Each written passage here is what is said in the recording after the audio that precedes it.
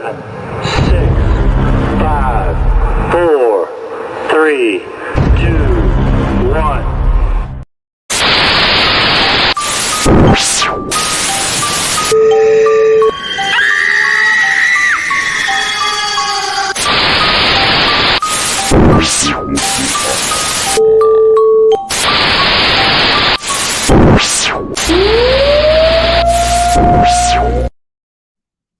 What's going on, everybody? This is AJ Capasso here from Coventry Circle Paranormal. I'm here with one of my best friends, Robin from Haffern Paranormal and Talking with the Source. You didn't even let me finish, dude. You know what I'm saying? You do this every show. I want to slap you. You're so You lucky. say this to every client you have as well. You're such a pain. I see that stupid smirk on your face. Anyone, everybody, thank you for joining us for another episode of Talking with the Source. We appreciate all our viewers. We appreciate everyone who is with us. We just want to say what's up, everybody, for the Paracroot podcast. I want to say what's up to you guys. These guys are my brothers and sisters of the paranormal, and we are super happy that they're joining us. So thank you, guys. Basically, man, we have an awesome guest today. First, what I want to do is I want to actually shout out to a couple of our good friends, man, in the field. And first, I want to shout out to paranormal consultant Matt Barron. He's actually part of the Paracroot podcast. So head over to Paracroot podcast, check them out. Great group of people, man. Great paranormal. Matt Barron. Yeah, absolutely. We want to shout out to our buddy, founder of Global Ghost Hunt, founder of Parapost, and also lead investigator of Huntophobia Canada, which is streaming on Paraflix. They've been dropping new episodes. Head over there, check it out. If you don't have your free trial yet, check out Paraflix. They got some awesome teams. Just a great creative platform and great place to find great teams like Beyond the Veil Investigations, Huntophobia, True North, couple of our brothers. The phenomenon they call Brian Laverty. Yeah, Brian Laverty, brother. Brian Laverty. He's a great man. He's a good brother of ours. We are live right now on Parapost Network.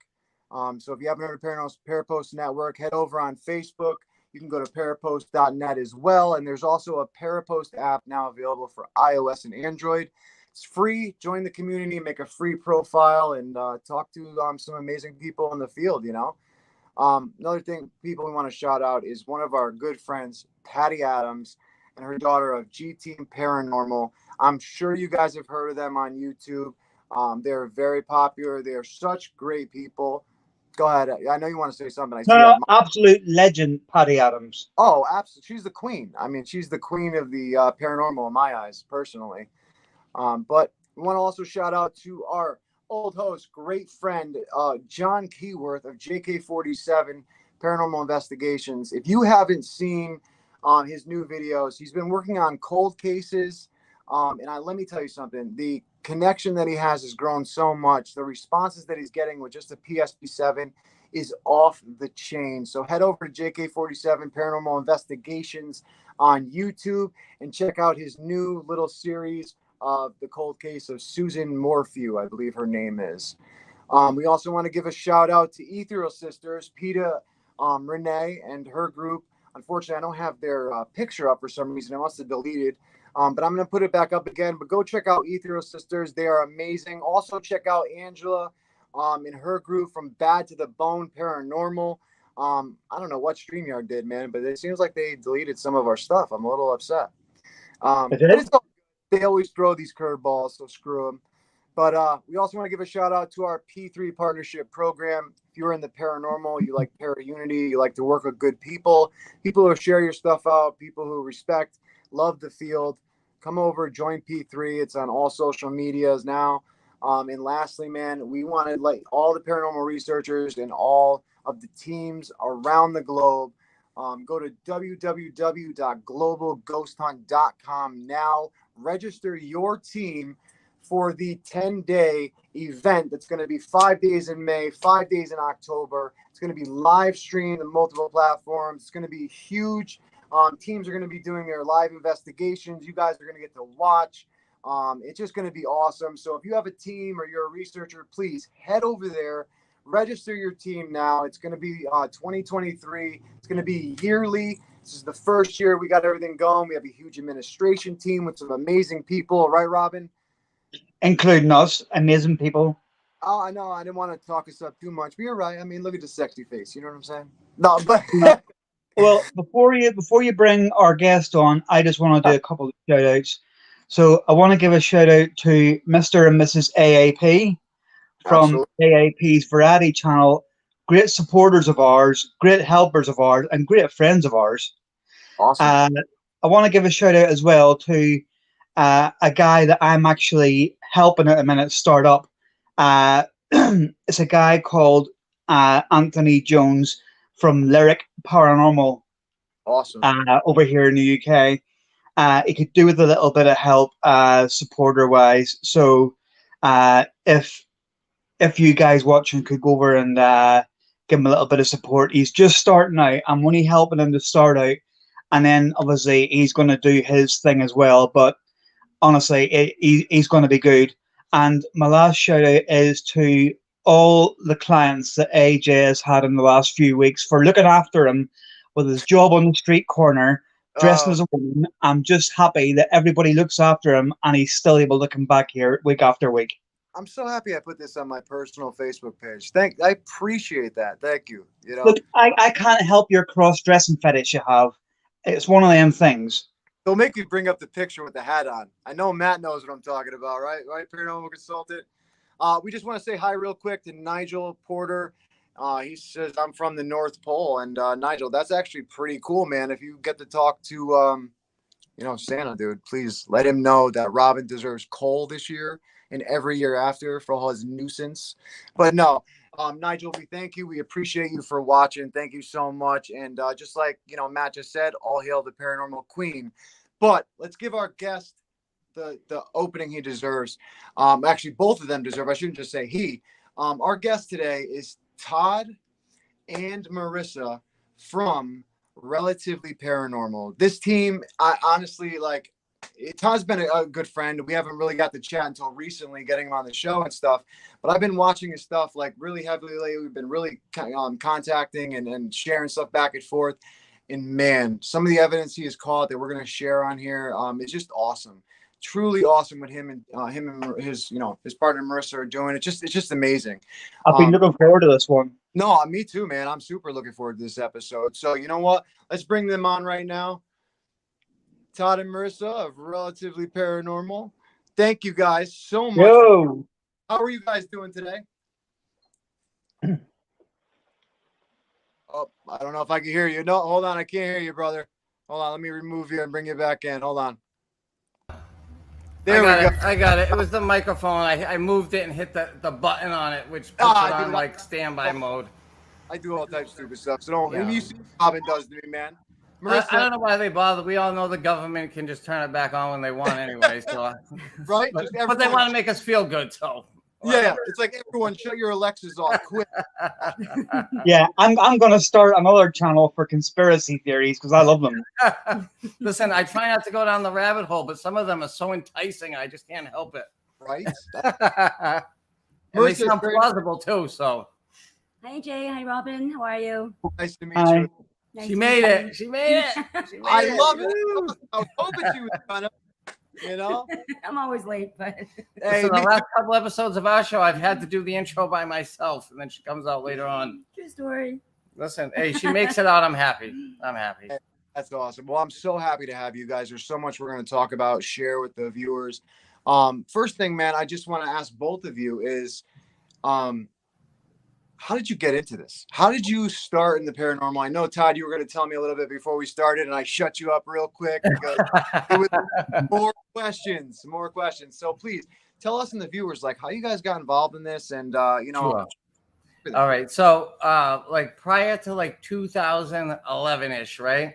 Yeah. The paranormal was not much a thought. Of course, we had seen Ghost Adventures or a couple like of the ghost hunting shows in the year before, but we didn't even know stuff like that exists. Neither one of us had really had paranormal experiences. And then we moved into this older house in Fall River, and we started seeing this, what could best be described as like a 6-foot tall man made out of white mist. And when you were watching TV, you would see him walk by the bedroom door like every single night. It was insane. Now, Marissa and I had just started dating like 6 months before.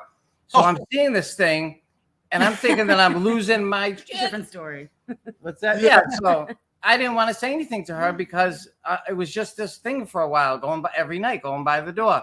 Yeah. So finally, after like, I don't even know, 5-6 months, I looked at her and I was like, how the hell am I going to put this? I said, hey, when we're watching TV, you ever see anything funny, like weird? And she said, the white thing that walks by the bedroom door every night? Thank God you said something. I thought I was going crazy. Oh, and then after that, all hell broke loose in that house. We recognized it, which we understand now, but we didn't understand then that recognizing this thing would ramp it up. And we experienced a lot, pretty much everything that you could think of. Shadow figures, apparitions, banging on the walls, footsteps, objects moving, objects flying across the room. Objects would disappear from, like, we have OCD, both of us. So like the keys go on the hook by the door. Like I could turn the camera and show you our keys are on a hook on the door over here. Everything has a place. So when you go to get the keys and they're not there and you got to go to work and you rip the house apart and then you're so fumigating.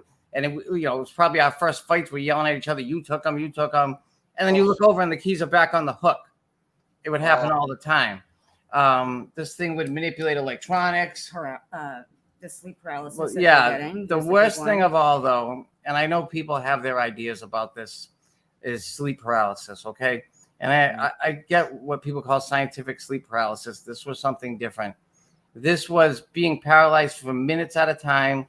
I could see Marissa. My eyes were open. There would be this weird, tall, skinny shadow man in the corner, which I've seen a documentary on now. He's called the Hat Man. He's got red eyes. He never did anything. He just stood there watching. He didn't have a face, but somehow I could tell he was getting pleasure out of the whole thing. And I would finally be able to make this weird noise, like trying to say Marissa's name, and it would come out like, and like she would wake up and she would have to take me and pound me into the bed till I would wake up. And sometimes I would sit up, talk to her for 2 minutes, and then fall back into it and be paralyzed again. And it would happen 2-3 times a week over the course of almost 4 years. It never happened before I moved in, and it's never happened once since we left. So call it what you want. That's crazy. That's crazy you mentioned that, because I only had it happen one time. And I tell you what, my experience was wild, and I woke up with bruises on my back, like hand marks, like if you took a wet window and moved your hand down. God, yeah, that's horrifying.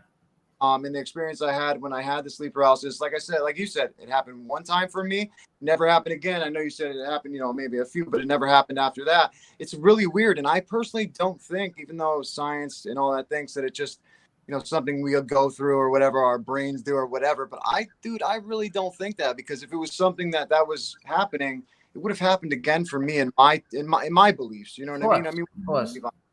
Well, and the thing was that was absolutely a haunted home, and it happened there, and it didn't happen anywhere else, including the home we're streaming from now.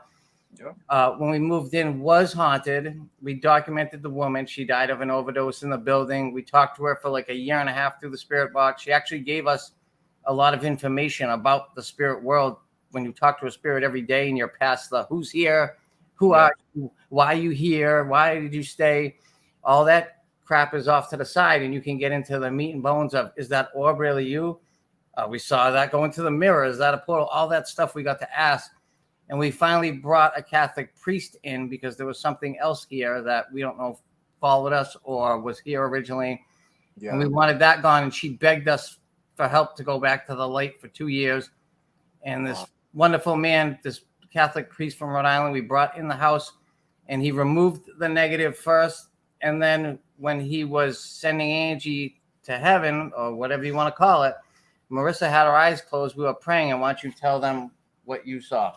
Oh, I was just concentrating because I really wanted Angie to go into the light. She's been begging us for just way too long. But I saw, as I had my eyes closed, I could just see the backs of 2 people walking into like a light.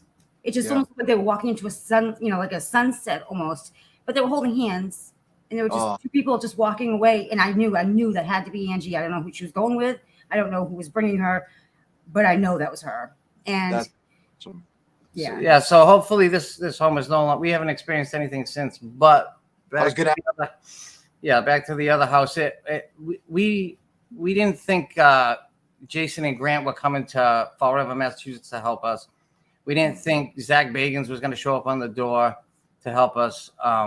We didn't think anything was going to happen, so we decided to try to kind of help ourselves. And I basically went to Savers, which is like a thrift store around here. I don't know if you guys have them where you live, but it's like a Salvation Army.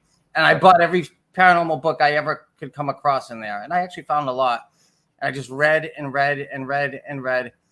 And, you know, what we were seeing on TV once we realized these shows exist, some of the recreation shows, like a haunting, kind of lined up to our experience. But the stories being told on some of the paranormal investigation shows weren't lining up to the reality of what living through that hell is. And you know, some of it fascinated me. Some of it, sleep paralysis, not too much fun. You know, it would cause arguments with us because it would feed off of our anger. It would do a lot of messed up things to us. So, you know, so basically we researched it for years, and then we decided to get out there ourselves probably like 5 years ago. That's awesome. You know, a couple of years ago, we decided to help other people because we knew we couldn't find help. So we just started straight up offering help, you know, ourselves in the local area. And now we probably help like a dozen families a year. You know, I think it's so awesome. And I'll tell you what, you know, I just want to say to all the viewers out there, it's not a deal breaker if you're having paranormal experiences. They were dating person. Marissa, you are awesome. And I tell you what, guys, it's so awesome that you're helping other people. Not only that, to see a power couple like you guys working together, honestly, like it really warms my heart. And that's something that I love. Our friends from Beyond the Veil Investigation, husband and wife team, they're just amazing. And I tell you what, to see those type of couples is like a dream goal for any paranormal investigator, male or female, to have that power couple to work together. I mean, you know, I mean, I bet, you know, out of all those negative experiences, tell me, are you happy with what has came out of it? Yeah, no, absolutely. Like I had no concept of death or the afterlife. Like what I know now, I wish I knew back then, but I really had no thought of any of it. And it's like such almost like I have thoughts now of like different dimensions. You know, are all these human spirits, are they interdimensional beings? They're demonic. Our faith in God has increased tenfold, you know, because of certain things that we've experienced, you know, and dealt with. You know, when you go to people's homes, sometimes you deal with inhuman entities, and the fact that we don't get attacked because we're wearing blessed crosses like this and holy water, and we, you know, we'll pray and we'll do cleansings, and we've seen what the power of that is over these entities. They'll swear at me, but you know, the second you ask them what's around my neck, and a cross comes out of the spirit box. Or one time I put holy water on Marissa's head when we came across an inhuman, and our word bank said, "You won." Wow. Like basically like it was gonna attack us, and then I knew I could feel it, and I said, "Marissa, come here," and I went, and I put it on us, and it said, "You won." Wow. You know, and then the activity stopped. It went away. It was in a graveyard. So, wow, it's crazy stuff like that. That you know, you have to like. It's mind bending. Some of it, it's hard to wrap my mind around. But you know, we try to develop our theories, and then we try to go out into the field. And you know, when we go to famous places, that's when we'll do experiments to try to prove our theories. When we're in somebody's home, we're just trying to help them, get them answers. If they just want validation, find out if something there that's going to hurt their children. You're not doing experiments and doing stuff like that. But when we get these ideas from going to people's homes or these famous places, hell yeah, man. I come up with theories. She comes up with theories. We talk about it, and we'll do an experiment or something to try to prove whether or not that's the reality of it. That is so. Yeah, I mean that is one of the telltale signs in this. I call it a job, but it's like stuff going missing in your house is an everyday occurrence for probably 90% of the world's population, but it's put down to, oh, you've just forgot where you left it and stuff that. That's not the case. I mean, I can actually testify to what you're saying. My daughter Tia, her Apple Watch went missing about 2 months ago, and funnily enough, while I was at the hospital half an hour ago, she found it on the floor under the table. Well, that wasn't there. that hasn't been there for months. And Yeah. another one, and Julie laughs at me for this, but another one is, it must have been last year sometime, and my son Dylan wanted some chocolate spread on toast. So I go to the shop trying to get him some Nutella. They didn't have any. They didn't have any of their own brand. And I went around a couple of shops here, and we have one over here called Booths, and it's quite an expensive store. And I went in there, and I managed to get a jar of their own brand chocolate spread, which was quite expensive. But I bought it for him, brought it home, set it on the side, went to call him down, came back in, gone, and it still hasn't turned up. What? It never turned out. Everybody's saying to me, you know what I mean? Everybody's saying, oh, well, you must have left it somewhere. It must have fell out of the bag. Yeah. And I'm like, no, I know for a fact I came in here and I brought that out of the bag and I put it on the side and it's gone. A chocolate-loving ghost. What, is that what Nutella is? It's chocolate spread like peanut butter? Is that what I've never had it. I mean, You know, wait until I go and get a cheap one and then take it. Right? Bastard. No, it'll always be something you need. It's not like it's never just some inconspicuous item that you're not using. It's always your keys. It's always. I will tell you one messed up story. I came home. Marissa was at my in-laws' house with my daughter. She was a baby at the time, and I was in a rush to go pick them up to bring them home. I had just picked up my paycheck. It was like $1,200. It was in my wallet. And I came home and I took, I was a salesman at the time. I have a little notebook I write in. I threw that, the keys, my wallet in the middle of our queen size bed, in the middle of it. So I eat a chicken sandwich. I put on my clothes. I come back to grab them. I got the keys, the notebook. I go throw in a basket. I go to grab my wallet. It's gone. I said, what the hell? Let me tell you how freaked out I was. I thought some son of a bitch had broken into my house while I was eating chicken sandwich. He steals the wallet. He's waiting for me to leave so he can make away with the money. I'm searching the house with a baseball bat. Out of the last, for some odd reason, I searched under the bed. I said, he's under the bed. This bastard's under the bed. I look under there, and the wallet, okay, it was as if it had dematerialized, fallen through the bed, and it was standing up like this on the floor in the exact position on the floor underneath a queen-size bed. So wallets don't roll, they don't fly. And it was in the identical position, except for I left it flat in the bed, and it was sitting like this on its side in the exact position I left.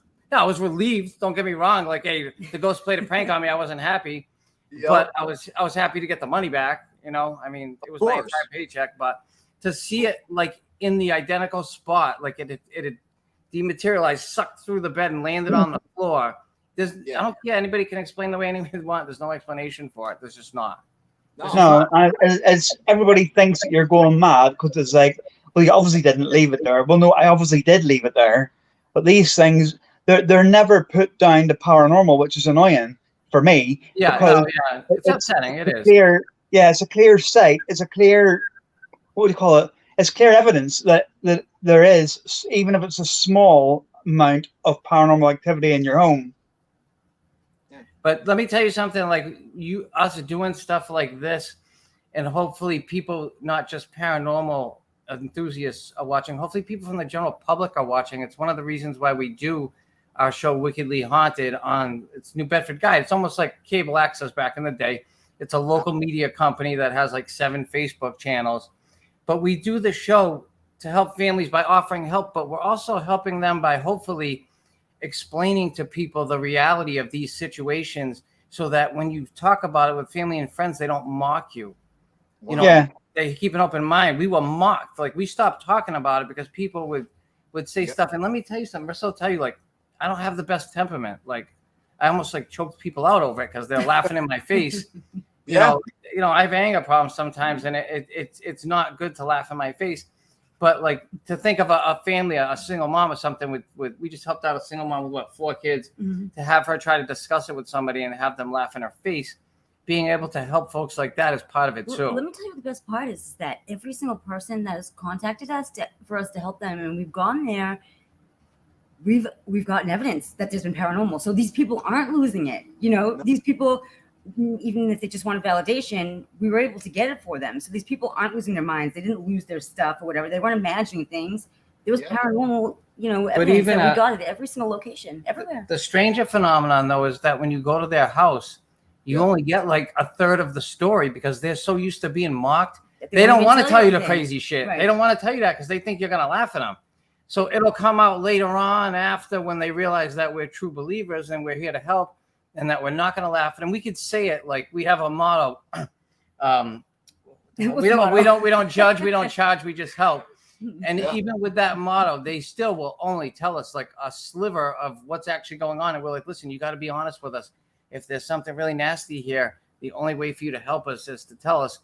And, and it's not like ghost hunters and they don't leave the freaking house. Okay. No, strangers aren't leaving you in there up in the crib. It's not going to happen. Okay. Yeah. So they'll sit there. We'll tell them, listen, you can have one person. We can't have all the people. Or we can't get you answers. Yeah. And that one person is usually the main person and the focus of this. And, as they're sitting there and things are happening, they'll start telling you stories. Oh yeah, that happened here. That happened here. And, then it all comes out like a floodgate and you realize that the real severity of the situation because they're so used to being mocked. And it's sad. It's sad that we're that close-minded. It really is. And you know what, though? Like, that's the reason why I got into doing residential cases as well. I don't do them that often, but I do them. And me and I work with, we try to help if there's a spirit that needs to be crossed over or whatever it is.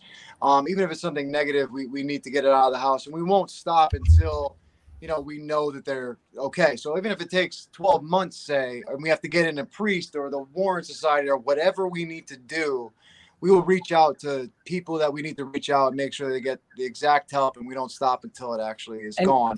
And that tells us you're doing the real work because the reality is how many of those folks do you go to that say 5 people have already been here, taken video, never heard from us or gone in there and they didn't know what the hell they were doing, got no activity, almost mocked the people and left them hanging. These are freaking families with kids, man. It's not a free investigation, folks. It's not go to freaking some jail or some institute, some old loony or whatever and do that shit there. Don't go to somebody's house and tell them you're going to help them and leave them hanging. That upsets us. Couldn't have said it all the time. It ain't cool, man. It's not cool. Dude, it upsets me too, man, because I'll tell you what, I was a huge skeptic in the paranormal before I had my near-death experience. And when I came back from my near-death experience, activity just went nuts and my ability to feel, see, and hear went nuts. And I thought I was going so freaking crazy that I scheduled doctor appointment after doctor appointment to get brain scans because I thought from my overdoses, I thought I actually screwed myself up so bad and nothing would come back messed up. I was actually praying for something to show so that I wasn't crazy. Yeah. And then an incident happened where my whole family saw an apparition literally solid in front of us in a dining room in the dining room. And that right there was it all. And I was like, I need to do this.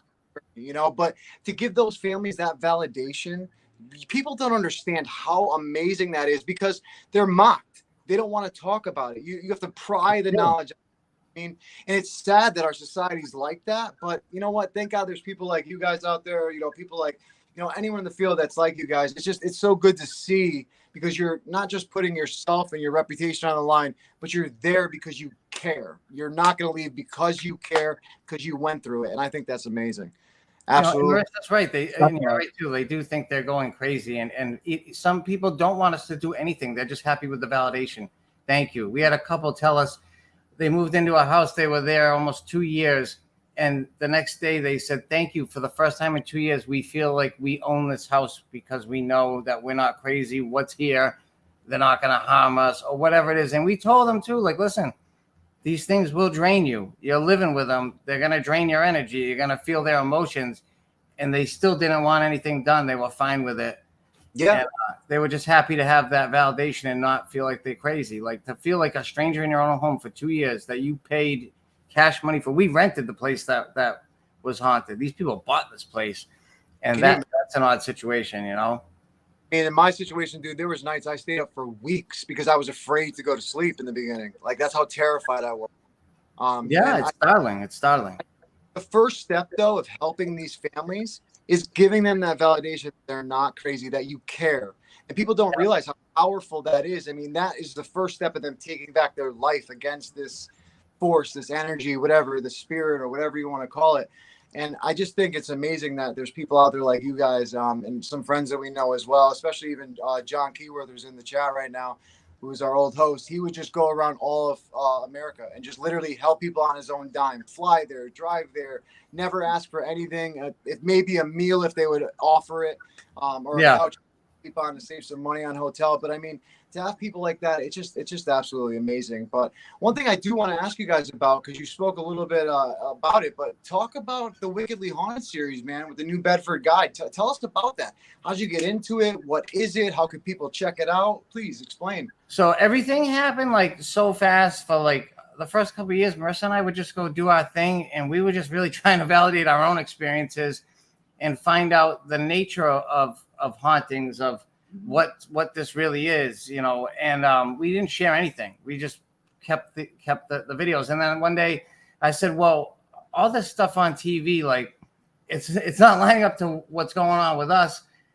Let's put some of our stuff out there. And then the local newspaper, the Standard Times, they have a website called South Coast Today. They did a story on us because they thought it was interesting that we're like the ghost hunting family. Yeah. And one of our daughters appeared in one of our videos. You know, it was just a benign place. We didn't think anything was nasty there. And we were there for like 10 minutes, but I put the video out.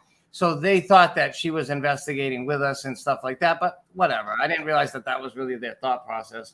But still, it's in the newspaper. And then the guy from New Bedford Guide, Michael Sylvia, super nice guy, said, listen, I'm adding a lot of shows to the media network. Before it was more just like news stories and like videos from like Channel 10 News or whatever. And he started doing shows. He's got a talk show. He's got a sports show. And he said, you guys want to do the paranormal show? I said, okay. And I'm thinking like he wants to do us like a pre-recorded thing like Ghost Hunters. And he was like, no. And we sat down together, all the three of us, and we came up with something different. It's not, we don't go places, record video, cut it. What we do is we go places and we kind of show the best raw evidence that we captured there. We'll show a 5 to 10 minute clip, and then Marissa and I will discuss or analyze what was shown, the type of equipment.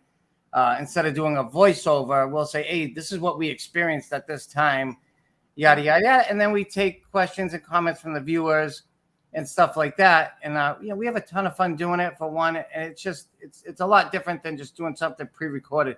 We kind of try to keep the evidence in the video as raw as possible.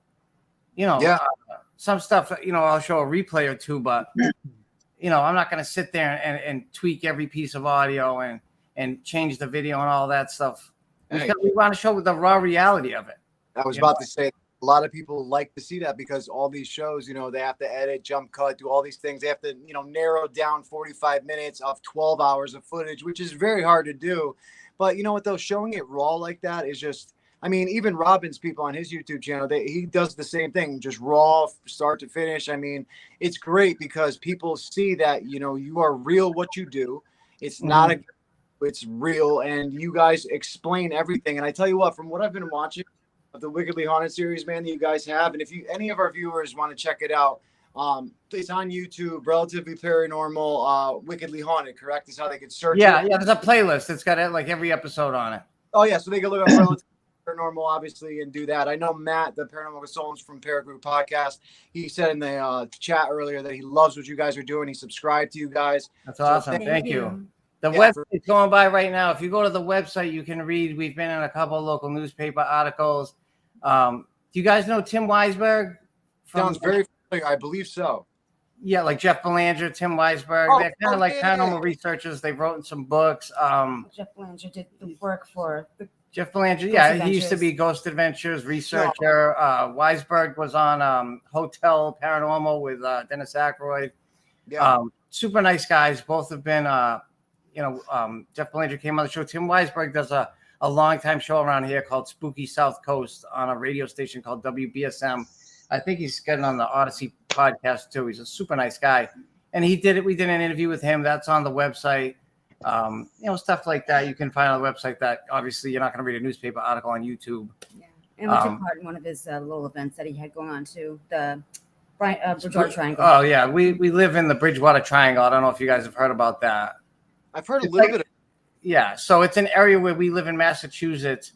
That's kind of goes from a few towns. It turns into a triangle, and it's super haunted area. It's super haunted. We live like on the border of it, but there's a lot of like King Philip War happened in it, which was basically the colonists slaughtered all the Wampanoag Native Americans and the Narragansetts and all the tribes around here during this war. It was the bloodiest war per capita in the history of the United States. So per the population compared to the death toll.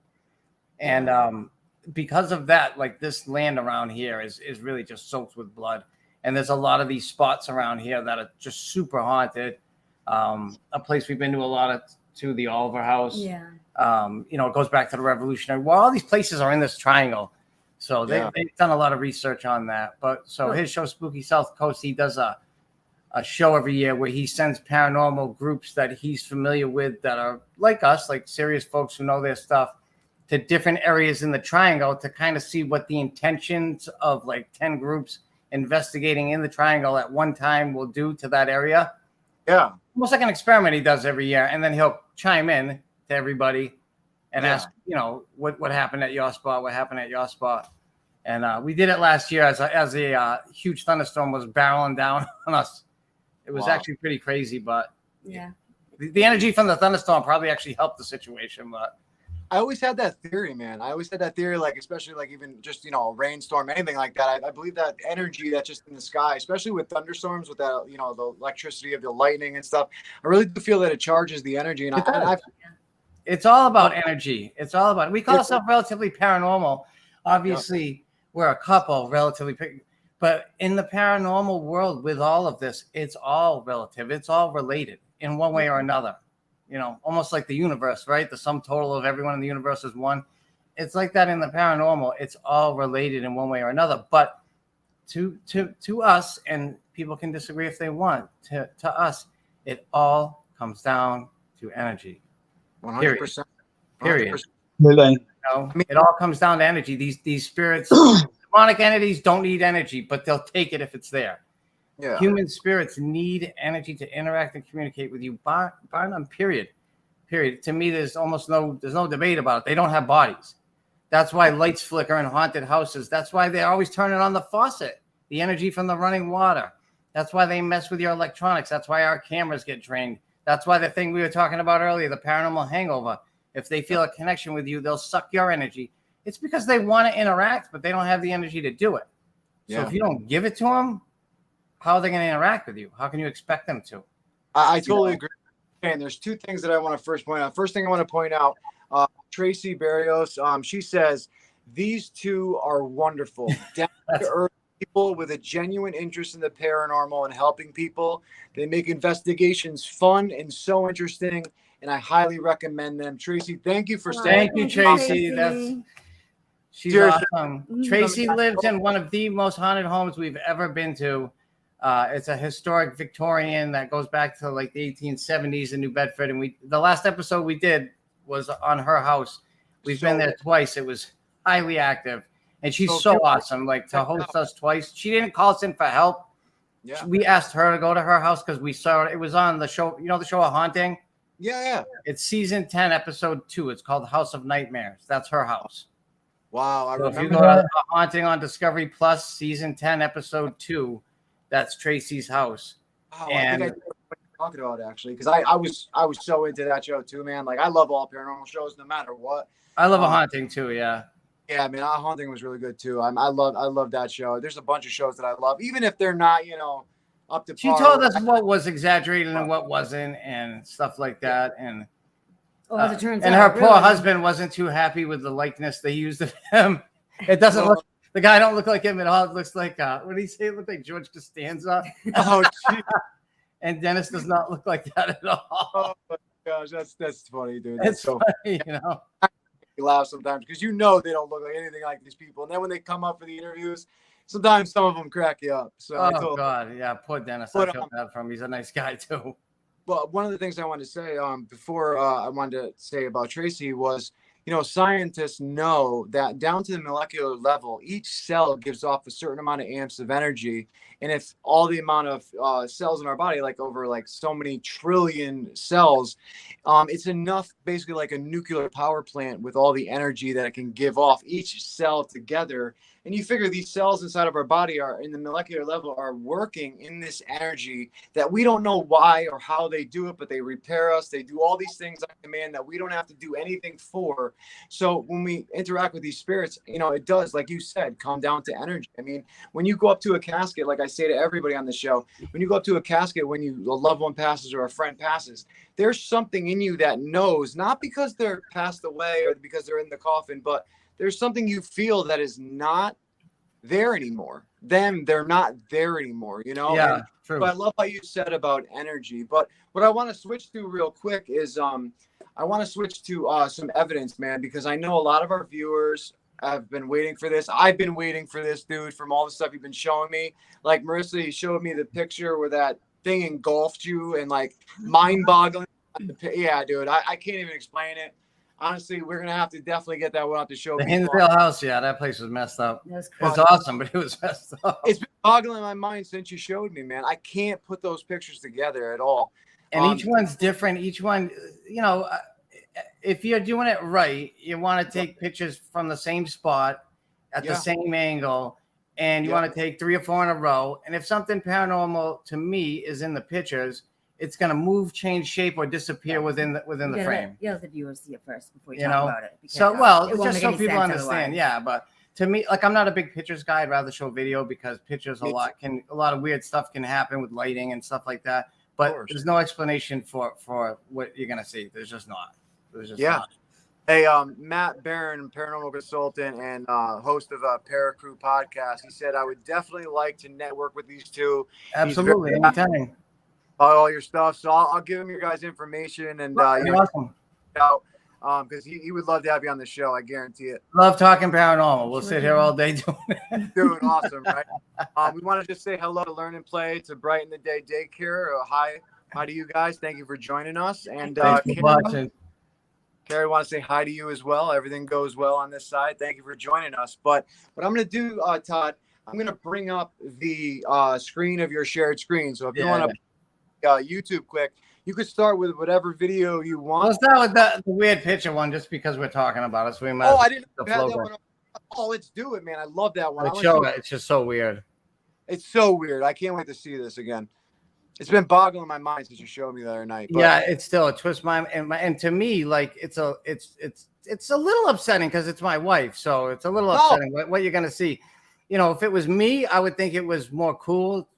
When I saw it from a perspective of that's my wife, it's a little frightening, but you know, it is what it is. She thinks it's awesome. Listen, this lady right here, one of the bravest women you will ever meet. I mean, she crazy, dude. She laid down on the slab in Rolling Hills Asylum and started yelling, "I'm not dead, help me." And something comes over and checks her pulse. I tell you what, you know what, man? She's a keeper, dude. Yeah, she's crazy. So you know, man, that's awesome for you guys. I'm so happy for you guys. You guys have been such just a great couple from getting to know you, man. I haven't really got to know Marissa that well, but everything that you've told me has just been awesome. So, Marissa, I'm so happy you were able to come on the show today, and this is awesome. I've been looking forward to this episode. Hey, Jay. Passion too for the subject, a ton of passion. So, hey, Jay, that's what I'm seeing, man. I'm seeing it in both of you, and the amount of care that I see is just awesome. And no, Robin, I don't want to talk to you, so shut up. I want to know if you can make that picture full screen. Yes, I'm going to. I just want to know if which one he wants to show first. Is that the one you're going to show first? Yeah, it's the top one right there. If you want to click it, or I can click it. It don't matter. It says hint. I know I can't click your screen. You're gonna. Yeah, I can do it. So do I have to go to that tab and click it?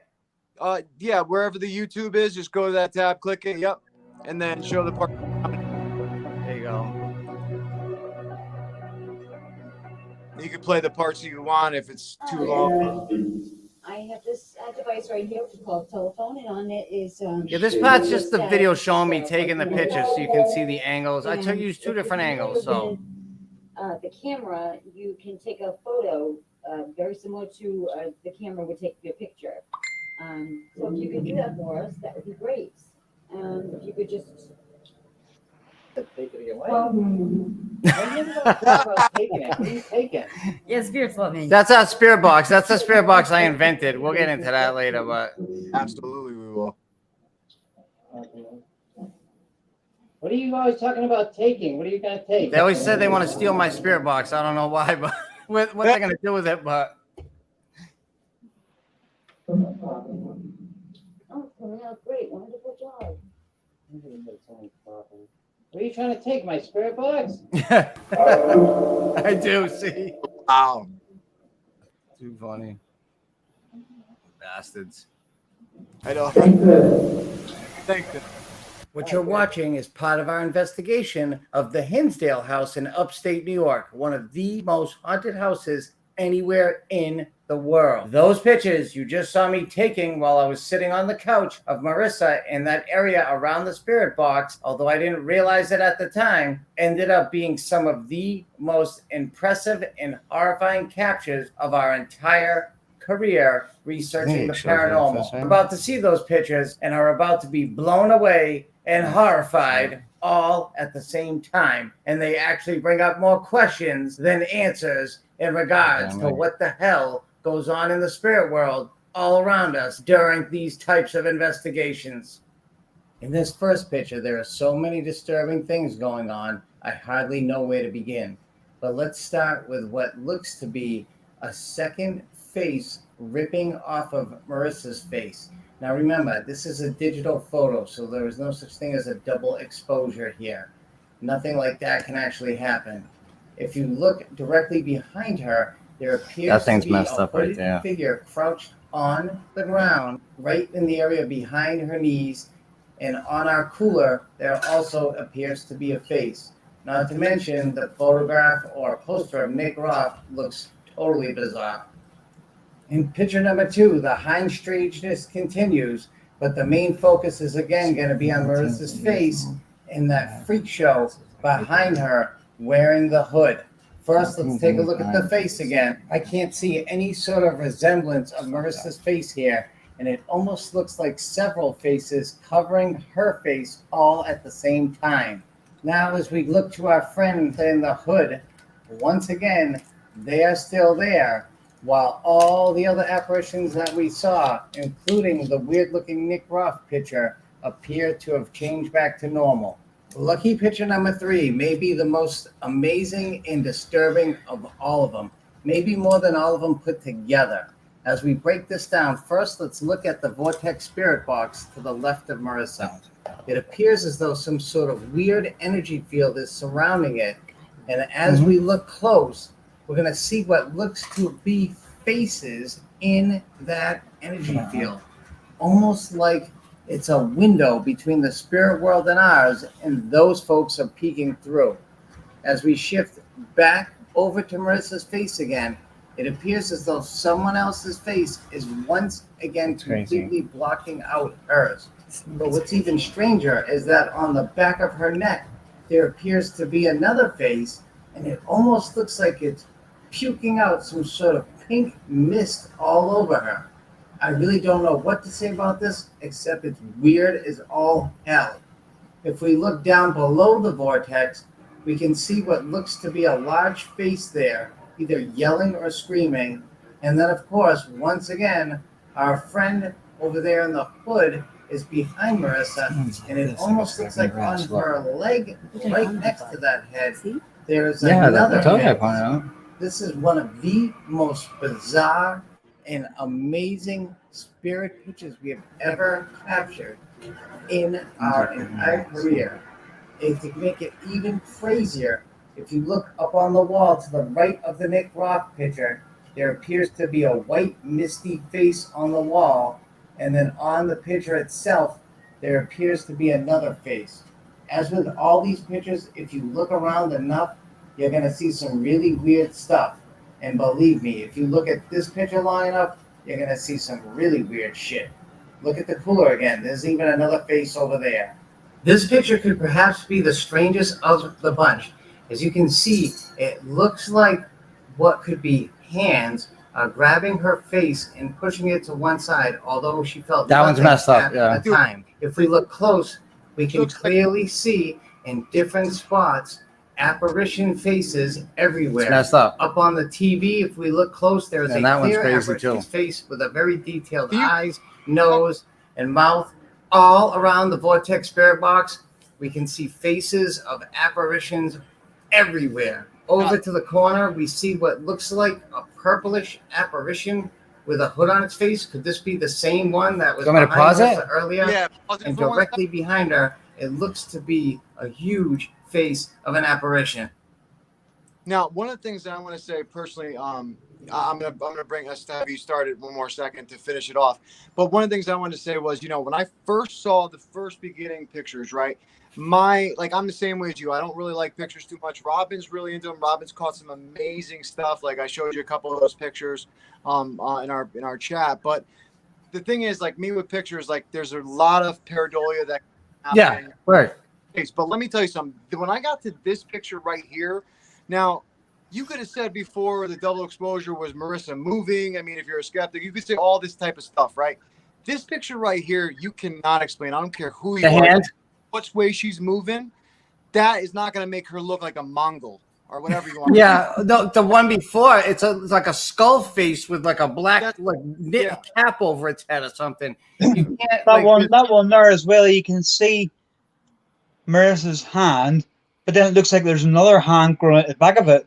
Yeah, there's like Dude, so I much watched- going on in the It picture. looks like he got a hand like that. Let's see, like that, basically. He's right. He's right. And I never know. There's so much going on. Like you'd have to sit there. Like I have a 43-inch monitor I use for a computer screen. It's a 4K TV. Like I can sit here and be like, I'm so aware of pareidolia. Marissa and I fight over it because she's into pictures. I'm not. But it was too much. And in every picture, it's different. So if it's a light anomaly or a lens flare, it's not going to go away in 1 second. No. It's going to continue. And every single picture is different. And let me tell you something about the camera. It's a Galaxy Ultra 21 and it's 8K and it's got a night mode. So 8K night mode isn't going to take shitty pictures, bro. Like if I take pictures of my daughter at a ball game, it's like, they're almost like 3D. That's beautiful pictures. We got these phones specifically for the night vision on the camera. And you have lighting sources there from the UV cameras that phone picks it up. You have the laser grid over to the left. You have the spirit boxes, graphic equalizer. So it's got enough light to shoot. But some pictures came out blurry. Some are kind of clear. But no matter what the clarity of the picture is, the anomalies change and look, they're there and they're weird. Even the thing, did you see the thing kneeling behind her with the hood? If you look, Well, you can see it you in can this see its picture right butt, now. its back, its legs. And I'm going to tell you something real creepy is like 10 minutes later, the word box said crawling. And I wasn't aware of this picture. That thing's like crawling around on the ground. And I didn't know why it said crawling, but I was like, wow, that's kind of weird. What I want to tell our viewers is what I would do is go to their YouTube channel and watch this on your screen or on your computer because you could see it a lot better than what we're offering on StreamYard right now. And it may just look like some messed up stuff or a little bit, but this picture, like I said, the way that she's morphed that way, she's not. I don't really think she's gonna be morphed that way, to be honest, man. That's pretty. And the hands around her head is just, you can see fingers. You can see the fingers, like fat fingers around her face like this. It's crazy. It's absolutely crazy. And like, I went back and I watched the video. I watched the parts when you were taking the video, when she was moving at the moment you were taking them in case there was movement causing any of this type stuff. And I've really studied this really hard because, like I said, I don't normally believe too much in photos. I'm gonna be honest, unless it's really right there in front. Because I'm a photographer. I know a lot about how cameras can cause a lot of different things going on with the and everything. But this, man, especially this photo, even if you don't believe in all the other little stuff that we saw, it's still like this photo. I'm sorry, with that capable of a camera, that's not gonna happen, man. She'd have to be like going like this, and she wasn't. Yeah. And keep in mind that, like, I'm calling out the pictures in the video. I'm like 1, 2, like I'm very aware of movement, of all that stuff. And you just keep in mind one thing too. This is just my analysis. No, okay? I know. I'm probably wrong about a couple of things are late numbers. But even if you look at that weird screen that's up right now, if you look to the top right, there's something. It's part of the curtain. But we also have this theory, like Steve Huff. I'll watch some of his videos. And he's a student of spirit photography, like the old school stuff. Yep. And he said something that clicked with us because we believe the same thing. Is pareidolia great, but these entities can, like a spirit box, when they use the radio to talk, they can use elements of the environment to show themselves, like a staticky TV. If you ever remember the old Michael Keaton movie, White Noise or 100%. Poltergeist, Yep. we have an app that they will remove the static and you will see the face. We'll show that clip. Actually, I have it in here of the woman that was in this home that we moved on. It's how we knew she was here. You know, they can just do this sometimes. Now, That's what I was asking them to do while you were taking these photos. I was asking them to. And if you look, she's got that staticky app up on a phone in front of the spirit box. Yes, the distortion in this picture for that capable camera should not be looking anything like that. Like I said, she was in there going like this. And you would know better than me. If you are a photographer, you would know better than me. Dude, and like I can maybe explain some of the little faces and stuff away, right? In my personal opinion, because I don't really like pictures either. But when I got to this picture and I studied your movements, I studied when you were taking the picture, when she moved her head. Listen, this picture is what boggled my mind, and I still can't explain it to this day. And Robin's right. That's a freaking like bony hand grabbing her wrist. That's what I'm saying. Like if you like go and look at this on your own thing. You know what that is? You know what that is? That's her let's see, her wrist out like that, and another hand coming up like that and grabbing it. Yeah, and if that's what that is. The face of that hooded, well, whatever that thing was, looks to be right to the right of her arm. Like that's the thing. And in the picture before, I was saying it to be funny, but you see the hooded figure and it's got its hands up. It looked like it was grabbing her butt. And I said, look, that thing's like trying to grab you. And now it's grabbing her wrist. Yeah. Yeah, but the thing is, what gets me about this is you can actually, in that hand that's actually grabbing her wrist. I mean, for a start, Marissa, did you feel that? No. Right. You can actually see bone structure in that. You can too. You can see knuckles. You can. And to be honest with you, you shouldn't, in my opinion, spirit-wise, be seeing that. No. And let me tell you something. Well, to me, that makes it that obviously. Sorry for interrupting, but that makes it. That makes it a strong spirit, and just where that hand is grabbing. If you go to the right, again, there's another face. You can see two eyes. Yeah.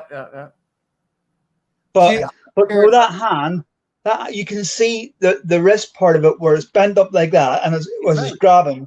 You can actually see the whole lot. I mean, like I said, I don't care if you're skeptical on all the other pictures. This picture, just as a photographer, I mean, I don't understand it because she, like I said, she didn't stand there and just shake her whole body. And the way that she's morphed in this picture, your camera would have to malfunction seriously for her to look and like have these gigantic Mongol fans with things I'm sorry, it's a little too crazy for me. Now, am I saying that this is 100% spirit? No, this is just our opinion, our theory, our analysis. But I agree with what you're saying, especially when it comes to this picture. But, you know, viewers, make your own adjustment, your own analysis. Go look it on your own computer because StreamYard doesn't give you the best view on things. I'm telling you, like, I've studied this video, like, left and right to try and see if it was her movements and his movements. Nothing. I'm telling you, I don't know what this is. It's unexplainable to me. I can't obviously just say, oh, it's spirit, even though I personally inside do believe that it is. But, you know, like I said, everyone has their own opinion, but I tell you what, man, in this picture alone, I just think is an amazing capture. It freaked us out so bad. We've been talking about it for 2 days, you and I, trying to figure this out. The photo before. Hello, Auntie Pam. Oh, that's my The thing on my shoulder, I keep saying it looks like a snake. It looks like a snake's head coming out of my shoulder. And I know that we had a lot of energy. I know we had a lot of energy pumps going. But we also have a vortex there, and that I think I think I was in the middle of a portal. Well, let me just explain this too. Like, if you're not familiar with the Hinsdale house, it's a messed up place. Oh, 100%. It's messed up. Okay, they had an exorcism there, and you know, there's a lot of stories. There's exaggerations. We get it. I mean, you know, but when we were there, it's messed up. The place is messed up. Like, if you want to go experience paranormal activity on an extreme level, absolutely. Absolutely, the place is crazy. So it's notorious for stuff like this. 100%. What did you pick up yourself in the Hinsdale house about characters that were there or spirits that were there? Did you pick up on anything in particular? I think a lot of it's tied into the land. It's powerful. It's old. It's ancient. Let me tell you something. When Marissa and I walked in, was it Diana that gave us the tour? Mhm. Diana, the sweet lady, gave us a tour. And when I was standing there, I have Bose headphones right here. And I'll let me see if I can get them off the damn thing. And I clip these to like my belt loop right here, like right here. I'll clip them right here, okay? And I was standing here, and something pulled the zipper down and yanked the headphones out while I was standing there on the tour. Like I felt it. I felt the headphones being ripped out of this bag. Like I think I might have had it like a little unzipped, but I felt like this, and then I felt this, like because you can feel the tension. Yeah. I ripped my headphones out and threw them on the floor during the tour. Not once, but twice. Yeah, it's messed up. He's got haunted dolls in there in a case that I have pictures of those I'm going to send you, AJ, that'll freak you out, bro. You can see the faces in there. We did it the next day in broad daylight. We're getting like spirit faces in the case, and there's nothing around it that looks like that. No, it's creepy. The place is awesome. It's awesome. The reason I asked the question is because if you remember back, if you watched Paranormal Lockdown when Nick Groff and Katrina, and if you remember the one that he did in Britain when he did 30 East Drive, and he started off telling the story of when he was at the Hinsdale house and something followed him home. Yeah. Well, I've actually been to 30 East Drive 3 times, and that's why I was wondering did anything tie in. I'm jealous, Robin. Yeah. I'm not gonna lie, I'm jealous. He's jealous of us, and we're jealous. No, I'm jealous. I'm jealous of where Robin lives. Period. Because it's like you want to talk about bucket lists. Like I don't want to go to Bobby Mackey's. I want to go to the UK. Oh like my God, screw like some of the places around here. I want to go to the UK. That's where it's at. And AJ and I were just talking about this. The spirits there. We have a theory that ghosts are like piano players, where the longer they're in that trapped realm, that lack of a body, the better ghosts they become. The more they know how to manipulate objects, the more they know how to interact with the living, the more they know how to manifest, if you will. So you have ghosts there that are thousands of years old. You know, we go to a place here, we think a place is old. It was built in 1800s. You watch a haunted, Most Haunted, and they're like, yeah, this manor house built in 1200 AD. You know, and I'm like, what the hell? Like, my God. Like, you know, they go to a place built in the 1600s. They're like, this newer residence that we're going to tonight. Yeah. You know. I'll tell you another one that I did. There's one in Liverpool. It's abandoned. It was a care home, and it's called Mosley Manor. It's in a really bad state of repair now, but I've done that a couple of times, and apparently John Lennon's mum was in there. Really? Nice. What, you mean like she was in there like in the nursing home type sense? Yeah. Wow. Yeah. Did she pass there? And to get to it, you had to drive down Penny Lane. I don't know what that is. What's Penny You don't Lane? know what Penny Lane is? I don't. From the Beatles? The Beatles. I'm not a Beatles. I'll be totally honest. I don't really like the Beatles. They didn't. The Beatles that were after they went to India, some of their stuff is cool. When they came back, Sergeant Pepper's and stuff is cool. But there's a load of stuff. There's, you know, I don't look at myself as being lucky, being over here, because to me, I'm the opposite to you. I want to do a load of stuff in America. Yeah. So you know, it's all. You know, it's funny when it works like that, because AJ and all been the same. Oh, they want to come to the UK. I'm like, nah. I want to go to America and do it. No, don't get me wrong. There's places out in the Old West I would love to go to. Certain like haunted Old West towns. There was so much bloodshed, so much bad energy that like Winchester Mystery House. Winchester Mystery House. You know, I don't think it's on my bucket list. I'd go for sure, but you know. Yeah, he's upset. Well, mine. Oh yeah. But listen, but this is what I want to do, because we're running out of time, because there's so much to talk about, man. And I mean, I'm gonna push this to 2 hours, another hour, but I mean that's okay with you guys, right? Yeah. I thought it's gone for the day, so we're cool. I have to have you guys on again anyway, because there's so much to talk about, man. And like I'm just boggled because there's not enough time. And like, even though we can go for 4 hours, I don't really know if people are gonna want to watch 4 hours. So we'll split it up into a couple episodes, honestly, man, because we could talk about so much. But please, if you want to show the last part of this, you can. If not, let's move on to the Now next we can video. move on to another one. So this was Yeah. so Marissa and I we did something a little nutty because a lot of places are really far away. Like everybody goes through this, but Hinsdale House happens to be like a half an hour drive from Wildwood Sanitarium, which was like a tuberculosis holistic medicine type of place. But they did weird stuff there, like bone stretching, hydrotherapy, electrohydroshock therapy, a lot of weird stuff. A lot of people died there. So we did Hinsdale House and we slept there, and then we woke up, saged ourselves. Yeah, I was gonna say, what a right. Got in the car and drove to Wildwood Sanitarium and did it all over again. And then so it's 8 hours there. 8 hours. We investigated for like 12, slept for like 2, drove to Wildwood, did it all over again, and then immediately drove home for 8 hours. my new best friend here. So we kind of packed it all together. But listen, we've hardly gone through any of the evidence. This is downloading stuff, the pictures Marissa saw, and I was downloading stuff from Wildwood, and I don't know how I caught this thing real quick. I think we were looking for something else. This is what happened. Our word bank said bang, and then something went flying across the room, and we were trying to see what it was.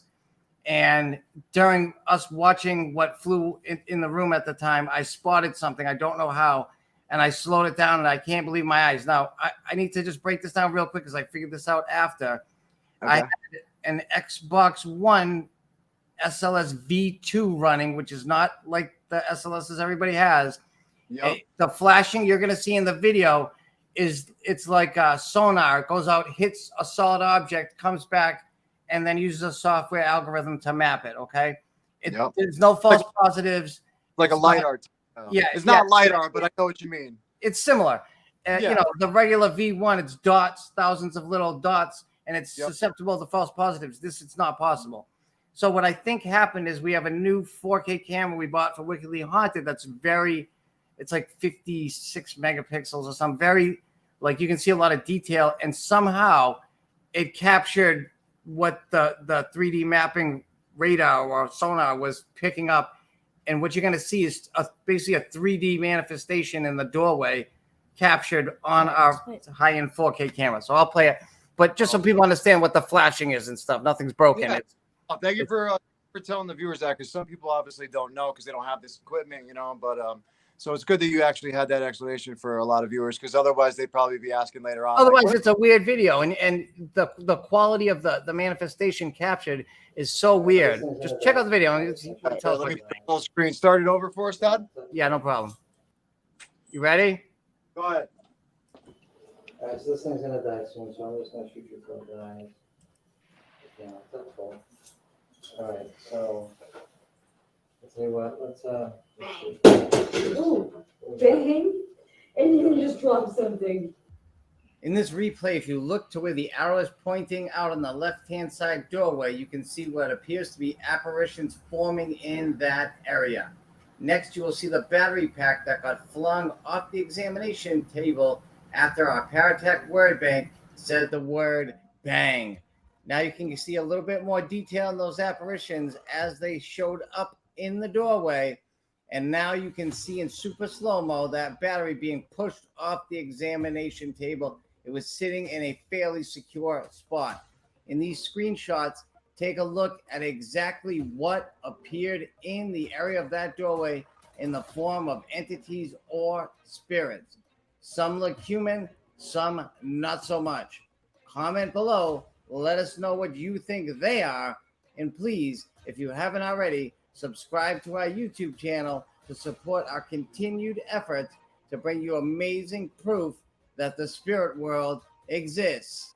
As always, thank you for watching. We appreciate your support. All right, hold on. Now, what I want you to do for me, man, pause that. Yeah. I'm gonna take this off full screen. I'm gonna have you start that over because I could see this clear as day. I hope everyone else can at home. And my brightness really should be up a lot more than it is right now, I think, but I could still see this. You could see that mist or that spirit in the doorway walk back into that room. Yeah. That's what's crazy about it. You can see it go back and forth. It's crazy. That was awesome. I mean, the battery pack, I didn't even realize that until you showed the analysis of that. But please play this whole thing again for us, if you could too. I'll kill the volume on it, and I'll just play the clip so that you can talk over it. Oh no, I was gonna say play it. Just if you can mute your mic for us, or mute one of just so that it doesn't do the echo. All right, so this thing's gonna die soon, so I'm just gonna shoot you for guys. Where's the mute? All right, I don't want to do that. Oh, right there. Okay. I'll tell you what. Let's see. Ooh, bang. And you just dropped something. In this replay, if you look to where the arrow is pointing out on the left-hand side doorway, you can see what appears to be apparitions forming in that area.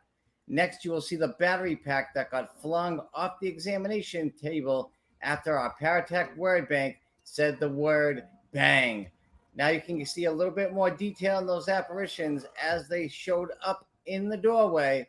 And now you can see in super slow-mo that battery being pushed off the examination table. It was sitting in a fairly secure spot. In these screenshots, take a look at exactly what appeared in the area of that doorway in the form of entities or spirits. Some look human, some not so much. Comment below. Let us know what you think they are. And please, if you haven't already, subscribe to our YouTube channel to support our continued efforts to bring you amazing proof that the spirit world.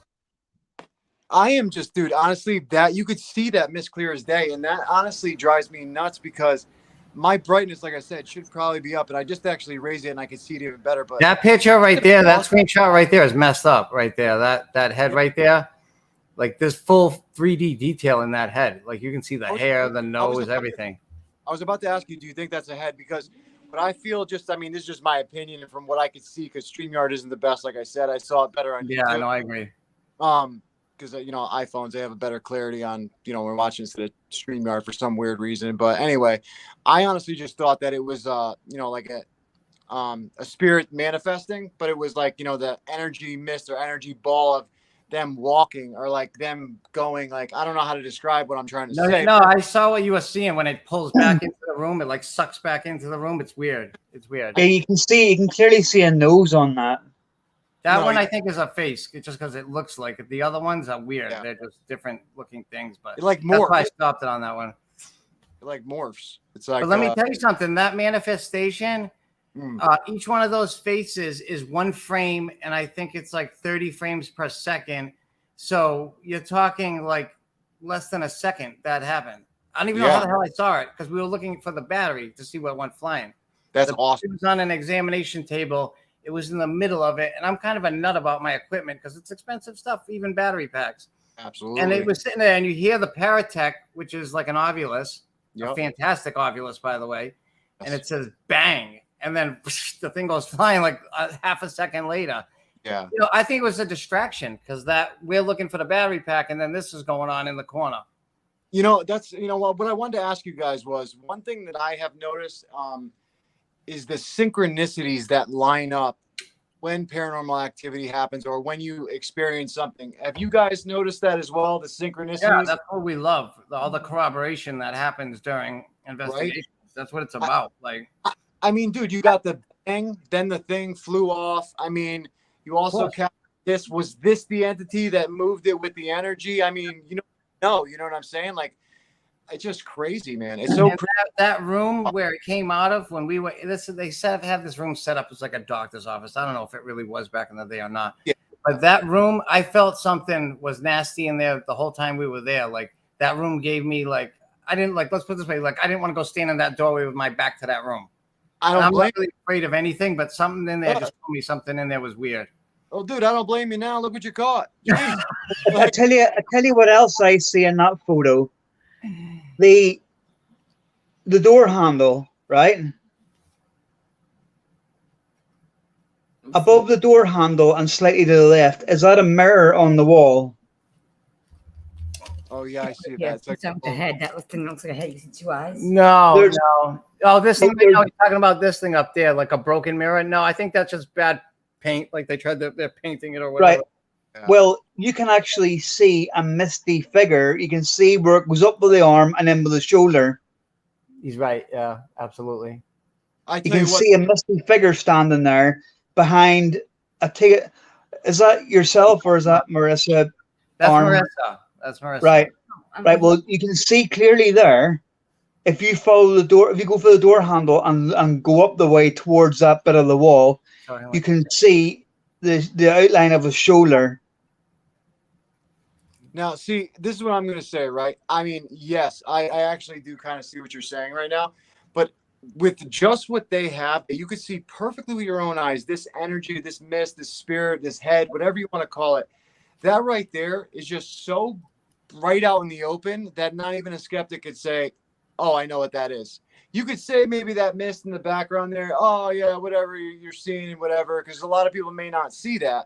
But I'm going to tell you what, that thing right there and the battery going and the bang before the battery pack went, that's just too many synchronicities. And I tell you what reminds me of that, like smoke or that mist, whatever you want to call it, that spirit or head. I saw something like this in my house when I started experiencing. It was after a Ouija board session when I was 15. I came home, and this black mass was on my bed, and my cat. Long story short, the cat came in the room. It was never a mean cat. It was very loving. You could throw it. You could pull its tail. I mean, this cat loved so much, right?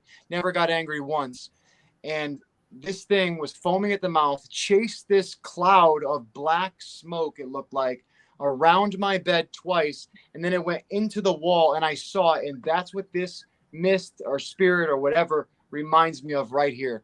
No joke, man. I haven't seen anything like it since until this video. Yeah, what I love about it is the 3D quality of it is just amazing. Dude, like the there is, but I can see there because obviously I said I can see a nose and stuff on that. Yeah, mouth, but eyes, the everything. more I look at this picture, the more I'm attracted to that other mist.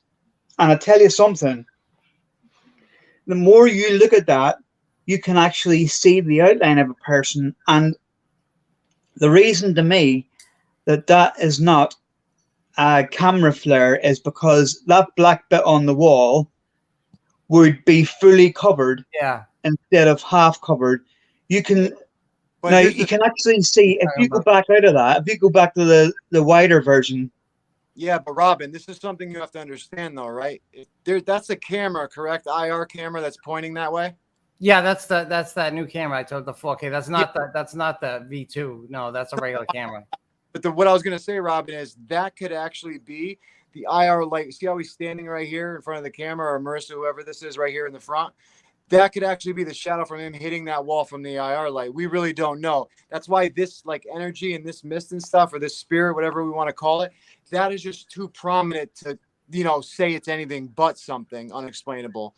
I'm not saying it is. I'm not saying it is a ghost or a spirit. I'm just saying there is definitely, even if it's a shadow of one of you two, there definitely is something there, and I'm drawn to that more and more. No, now I saw something freaky on this too, and I don't know what to make of it. But let's say the 3D thing is a head. If you look underneath the chin where like the neck would be, it looks like there's a hand grabbing the throat as if that's what yanked it back into the room. If you look at the bottom of the spirit box where the neck would be, it looks like 3 fingers right there, like as if something was yanking it back into the room.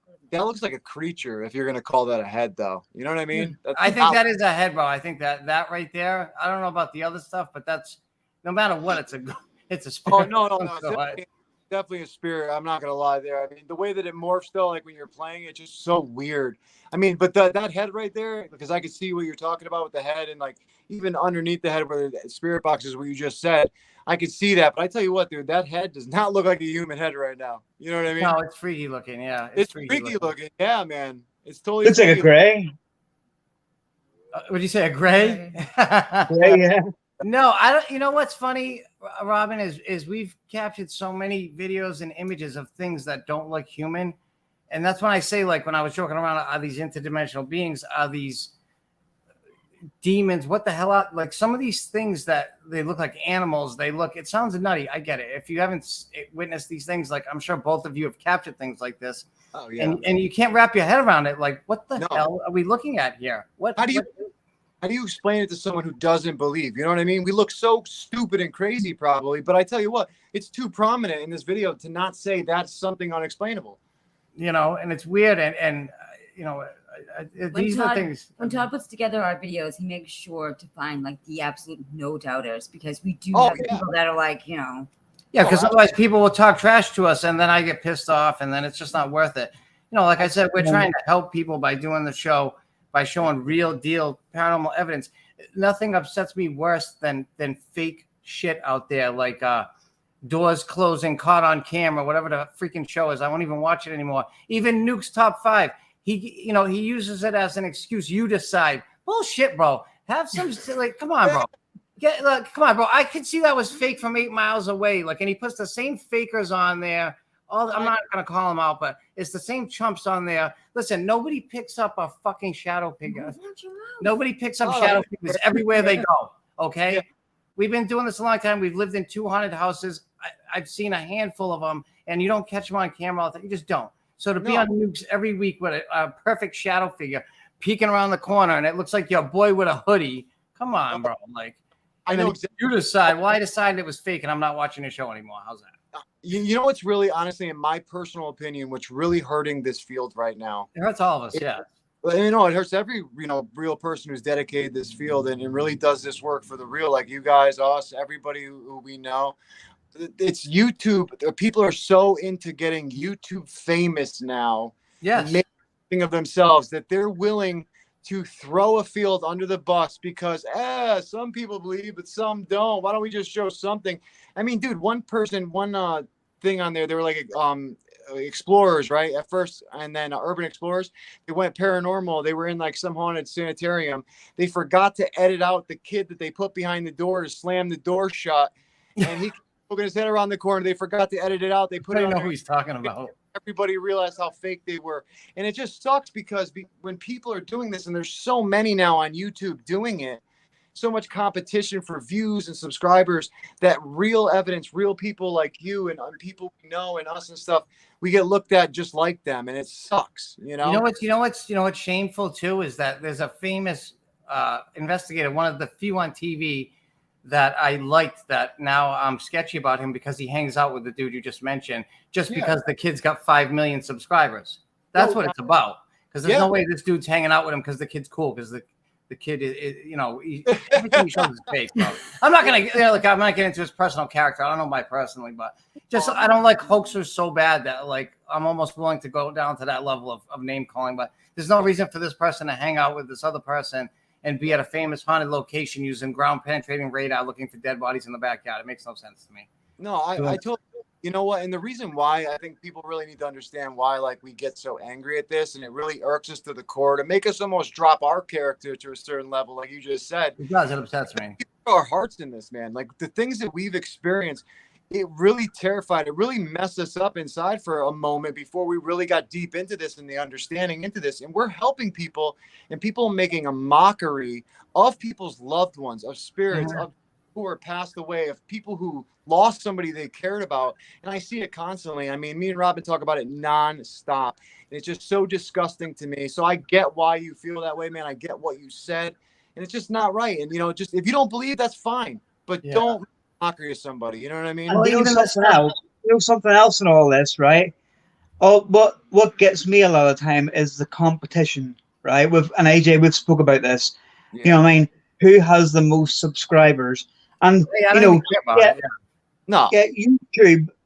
monetize you after a certain amount. And don't get me wrong, I think it's a great thing, but I'm not in any hurry, and I'm not going to jeopardize my work to get to the monetized part, which a lot of other people are doing. And I have actually seen, and this is right, and I meant to tell you, AJ, I've actually seen on certain channels where they're putting an advert at the bottom saying, pay $10 and I'll give you 100 subscribers. But people are actually buying subscribers who aren't even real ones. They're bots. And people are actually buying them to get to the stage where they're monetized.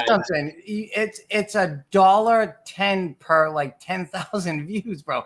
A million views you'd have to be like some of these kids that do the like 24 hours in a car, who's going to leave first for 10 grand. They have 25 million views. Like, that's what you have to do to get paid. and they Yeah, make like 10 grand a day. But you're not going to do. Listen, folks, I'm sorry, you're not gonna get rich ghost hunting on YouTube. You're just not. So somebody said some shit to us the other day. He said, "Well, how come you guys talk during your show instead of just doing like some other like goofiness?" One of the hoaxers we were just talking about. I'm not going to name him, but and he said that's why you don't have a lot of viewers. And I'm like, bro, I don't do it for that, and I don't care about YouTube either. My show's on Facebook, and we get at the end of the week 20, 30,000 views, but it's not about that either. I don't care, bro. I don't. I'm not going to get rich doing it. It's just. I just had this conversation this morning with some people in our global ghost hunt administration, and I told them one of the reasons, there's two reasons why I even got into YouTube. One of the reasons was because I didn't want to put all of my videos on my hard drive, my external hard drive, because to me, they cost too much, and I have way too much stuff on these things, so I needed a place to put them. Not only that, the reason why I make videos now is just because I want to show the evidence that I captured to maybe out of a million people, make them think a little bit deeper about us, about life, about the afterlife, whatever. That's something, whether you believe it's spirit, Buddha, I don't care. Something is speaking to us through these devices. Something's communicating, something's showing itself, like you just caught. And we don't know what it is, but it's okay, whatever you believe. The fact of the matter is that something is going on. So if it can make one person think deeper, why not? You know what I mean? I'll tell you what. And another thing as well, I'm a firm believer in the people who don't believe in the paranormal. I'm a firm believer in at least 75 to 80% of them don't believe in it because they're afraid of it. Not because it's not there. It's because they're afraid to believe in it. Because the thing about it is, right, here's one for people to listen to. The church and the Christian community, right, don't like this kind of thing, right? Why don't they like it? If there's nothing there, as they say there is, then what's wrong with it? Why do they not like it? The thing is, a lot of people seem to forget is Jesus died and then rose from the dead. Yeah, and Jesus expelled demonic entities and spirits from people. Every other page in the Bible, he was doing exactly. That. Okay, he was doing exactly. So everything that we're doing, and I mean we as a group around the world, has been done by the leader. Not that they don't believe. So here's the thing: the Christian belief is that everything that we're talking to is demonic beings faking and tricking us, which I don't believe personally. But like you just said, Jesus came back from the dead. Now, who didn't say that Jesus was a demonic entity formed in him or no, true. Honestly, think about it, right? No, seriously, yeah. And I think the reason why back in those days, in the Crusade days and all these, when church really reigned high, is because they kind of didn't want that knowledge or anybody to stray away from the faith, because they were making a lot of money off the patrons that were coming. And they were keeping people in line by scaring the shit out of them too. Exactly. But you know what's funny? Like Robin said, and like you guys said, there's a lot of people that are skeptical that they don't believe in it. But if you ask them to do a Ouija board session, they immediately are like, oh no, but wait, you don't believe it. It's because that religious thing has been instilled in them for so long in their environment that they're scared, even though they don't believe in it. So I had the same when I had Jehovah's Witnesses come to my door, and I said to them, answer me a question. And I says, if you answer this question, you can come into my house, you can sit down, you can have a cup of tea and a bit of cake, whatever you want, and talk all night. And I said to them, if you don't believe in this, in the spirit world, if you don't believe in anything like that there, and you say that it's not real, why is it that if I bring you into my house, sit you around a table that has letters and numbers on it, and put a glass in it and say, put your finger on it, you run a mile. But yet you say there's nothing there. But if I ask you to do that, you'll be out the door. Why? They couldn't answer it. It's funny that you say that, because how Marissa and I handle like the rude skeptic. Listen, you can watch our show and be skeptical. Just have an open mind and don't be negative and don't be nasty. Don't swear at us. Yeah. Don't say something stupid that's gonna upset me or anything like that. And we just tell them, we'll stop right there and be like, okay, well, listen, great that you think that. You're welcome to come with us on our next investigation. We're going here on this date. Where would you like us to pick you up? And it ends right there. They never, there's no more comments.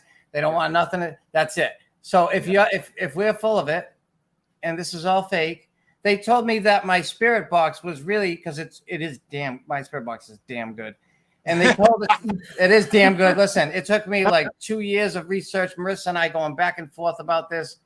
It's crazy. Like, I can't even explain the shit that's in this thing, but they told us it was a cell phone in the box and that we had somebody off-site talking through it. I kid you not. I kid you not. And I'm like, okay, bro. I said, all right, well then come with us, and you can see. You can see, y'all. Stand right there. Ask it direct questions. Nobody. If somebody's close enough to hear your question, you'll snuff them out, right? Well, stand in an open field for all I care. There's spirits everywhere, bro. Absolutely. Nothing. That was it. No more comments. So I got a cell phone. Yeah. Sure. I get it, and I'm not gonna come on here. Shut up, Robin. Let me talk. No, but wait. I'm not gonna come on here and question anybody's faith. Not at all. All right. But at the end of the day, why don't you do what if you say that there's nothing there, then what is there to be afraid of? No, Yeah, seriously, listen, I'm almost 50 years old. I got better stuff to do than to hoax shit and put out fake stuff. Exactly.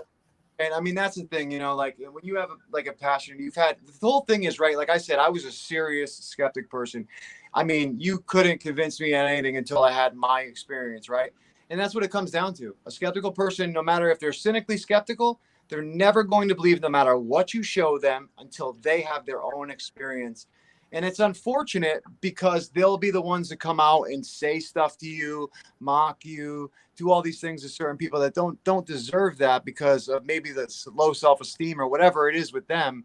But it's sad to see, but unfortunately most people have to have their own experience. And you're right. I invite people out too with me, man. And I think that's the best thing we could do. If they accept, they accept. Sure. They don't. But I totally agree with you. There's no reason to be rude or disrespectful just because I believe in something you don't. So I get it. I totally understand and I totally agree with you. And we don't get a lot of it anymore, but that's just how we handle it. I try not to get in. I just say, all right, then just come with us, bro. Just come with us. Exactly. Paranormal feels more and more acceptable, which I'm so happy with, even though the negative parts of it that are coming along with it, like the fake stuff and all this stuff, but it's becoming more talkative and it's not so much in the shadow anymore, which I love because you're not going to get sent to a loony bin. Yeah, well, the government admitted in 2017 that there's UFOs, which means there's aliens. So if they're telling you that there's things flying around with anti-gravitics that make our F-18s look foolish, what do you think that is? Who's flying that, bro? Yeah. Okay. It ain't the Russians or China. They haven't figured it. Maybe they do have reverse engineered something, but I agree. they got it from somewhere. It didn't come from Earth, I'll tell you that. So they admitted it. So they disclosed to you whether you want to think of it like that or not. Well, Todd, one last thing. I want you to show one more clip, and then we're going to talk about the paranormal equipment that you started making because you already mentioned the spirit box. But here, I'm going to bring your computer back up again. Share with us one more clip that you like. Robin, take over for me. I just got to run to the bathroom real quick. What do you want to show? Typical. You can't even hold your bladder, can you? Take over the show anyway, UK. Shush. All right, let me think of something. Yeah, all right, let's see. All right. I or wait.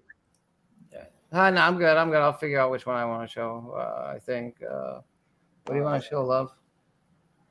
Oh, you want to show this weird thing, or this weird thing, or no, the one go to the cemetery.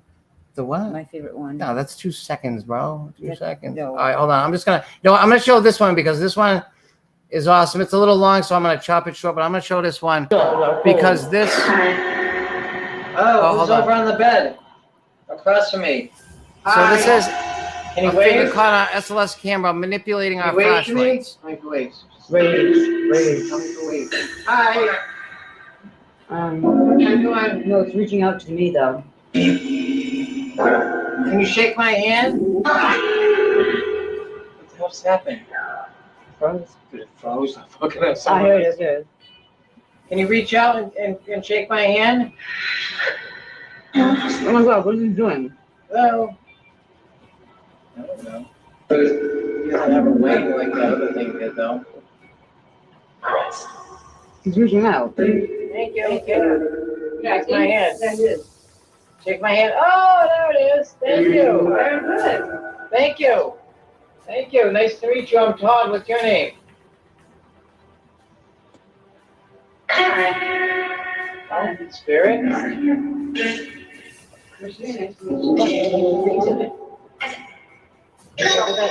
Freezing this thing. What's your name? Terry. You say Terry or a spirit? It's getting up to bed, and it's extremely cold now. By the legs. Extremely cold. Is that you? Can you turn the flashlight on? Oh! Turn it on? Yep. Where'd it go? Wow, that is fresh. Can you turn it off now? Can you reach out and turn it off? Yeah, it's off, dude. All right, can you show us? Can you turn it back on? We can see with our camera. Fantastic. Excellent job. You're a big boy, huh? Or a big woman? I don't know. Very tall. What did you hear that? What? When did you hear that? You turned it on. Look, look, look. Thank you. Thank you. Oh, look. When your husband's a good guy. Right now, where it is, it's right, Yeah. right by my legs. I know. Frozen. You know you're making my legs cold? You right there, buddy. You. Are you touching my neck? Standing directly in front of me, I could feel this huge entity's presence. My hair on my legs was standing straight up with the feeling of static electricity. They were frozen cold, as if I was standing in some unnatural, supernatural freezer. I couldn't believe what was happening, and the longer this encounter went on, the freakier it got. This entity did everything on command, including turning the flashlights on that were right in front of it, as you will see in this video. Absolutely incredible SLS footage. Oh, hey there. Quickly. Did it start recording? The battery low is 5%. Okay, did it start recording? I don't know. When you hit the circle, did it turn into a square?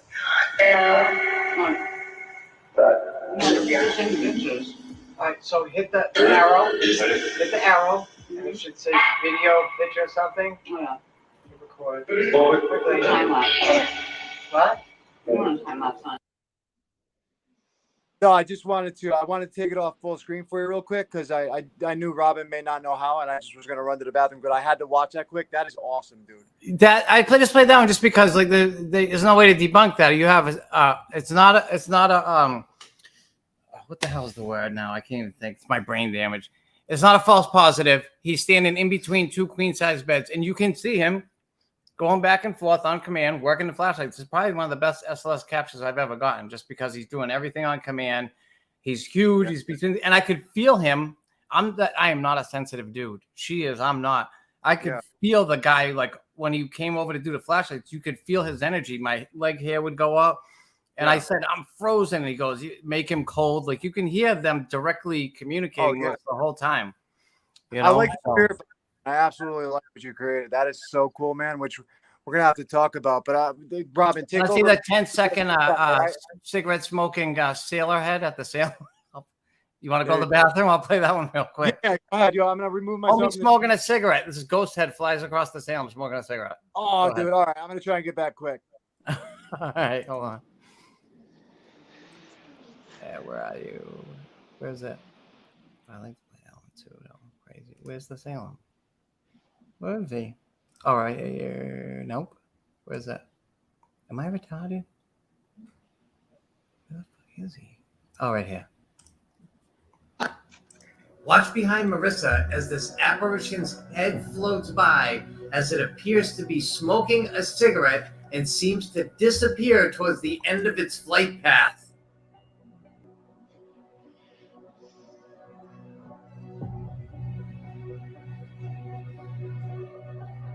Yeah, it definitely does.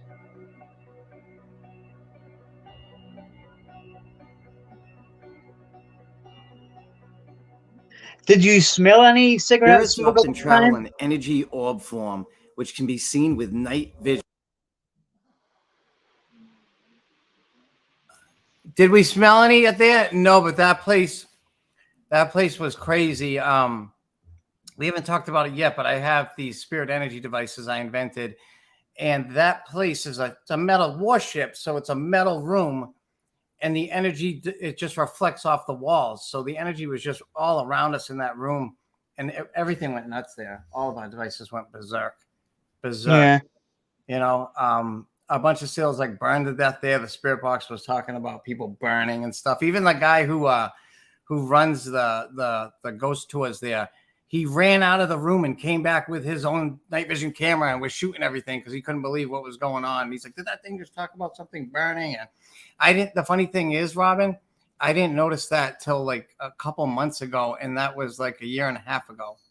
Like, yeah, I constantly revisit my stuff because I find that I'm a firm believer in when you do like a video or photographs and they're still sort of new, that the stuff can still develop in them through time. Yeah. Oh yeah, there's no doubt. Oh, you're paying attention to other things. You're watching. I have video static cam shots with 3 doorways in it, and you spend the whole time watching one doorway, and then months later you look at the other doorway and there's a guy walking by or something crazy.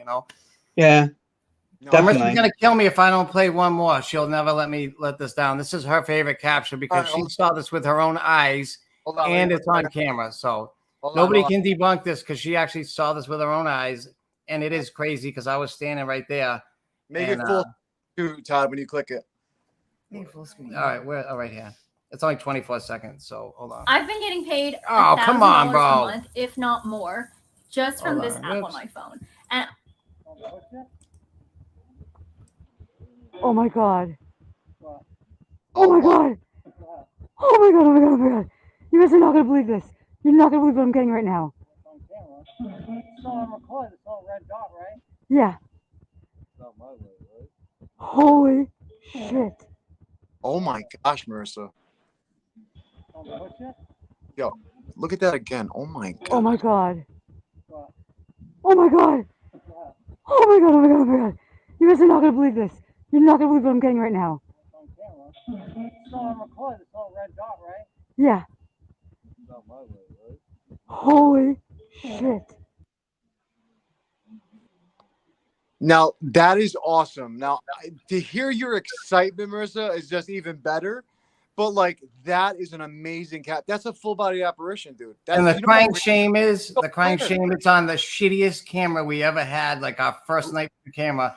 And, like, I was like, oh, today, God, why couldn't we have had, like, all the cameras we have now? That camera sucked so bad. But it's think about it. Think about it, though. Look at the recorder, the DR60. Terrible recorder. Yeah. Stuff you get from it is absolutely incredible. So who knows? That camera may have been a I have that thought too sometimes about like the lower quality cameras we have, even like the 2.7. Sometimes they pick up weird stuff.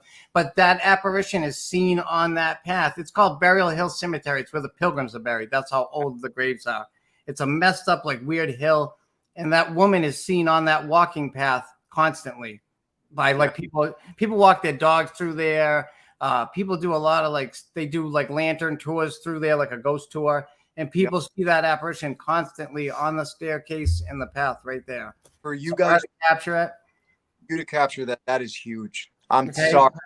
Absolutely. And one other freaky note about it is there's a tree there where they used to hang people. Wow. So Marissa and I were there like a couple weeks before because we love the place. Yeah. And I said, were you guys guilty or innocent? And out of the spirit box it says innocent. And I wasn't trying to be an asshole. I wanted to make something happen. Mm-hmm. And I had read some of the stories why people were hung. I said, come on. I said, y'all weren't innocent. I said, you all say that. I said, you were guilty. And I saw that woman, or whatever the hell it was, come out from behind a tree and disappear in front of me. And I didn't say anything because I thought I was one of those things. Like, it was right after we first started investigating. I thought I imagined it. And then she caught that, and it validated my earlier experience. And I said, my God, I did see that. Wow, man. I tell you what, that was the best to save for last. So thank you, Marissa. That was totally awesome. Honestly, I didn't not see that video when I was on your YouTube. I Yeah, can't way believe in the beginning. how did I miss that. Oh my But she god! saw it with her own eyes. She's like, I'm seeing this with my own eyes. And then we went back to the camera and saw it. She watched that with her own eyes. To catch that with your own eyes, I mean, and to hear the excitement of catching it, that's how I would be. That's exactly how I would be. I mean, I get excited when a light lights up on a REM pod. You know? Jumping when a camera goes off, you know, and they validate. So I totally get your excitement. That was an amazing capture. I mean, even Tracy said, what a great capture. I can see why you wanted to show it now, Marissa. So She loves it. I like it too much. She loves it. That was my favorite one, but Todd's always like, No, listen, I know she saw it with her eyes, but it's just like, you know, she just. You're just jealous. Tell them, Marissa. I just picked on her. But I did see it too. Like, it validated my experience. You know, what I saw was crazy. Like, and then it was the same exact spot on the same path. It just came the other way. It comes out from behind me. I saw it come out of the tree that's over to the left. Wow. And it's just like that area of the graveyard is just crazy. It's you know the odds of you catching that? Yeah, like a billion. Well, that's why I laugh at those shows. That's why I was mocking them earlier, because you don't get that all the time. Dude, that was an amazing capture. I mean, that right there blew my mind probably as much as that picture, if not way more. That was part is that it disappears on screen. That's like the you know. I mean, you saw the full figure, everything. There was no denial that was a human being. It looked like, but it was a spirit. You know what I mean? Like, there's a lot of apparitions that you see that don't have that figure. I mean, when Ghost Adventures caught that figure in their early seasons with Nick Groff, that was amazing. But that was even more prominent than that, in my opinion. Oh yeah, at the Washoe Club, yeah.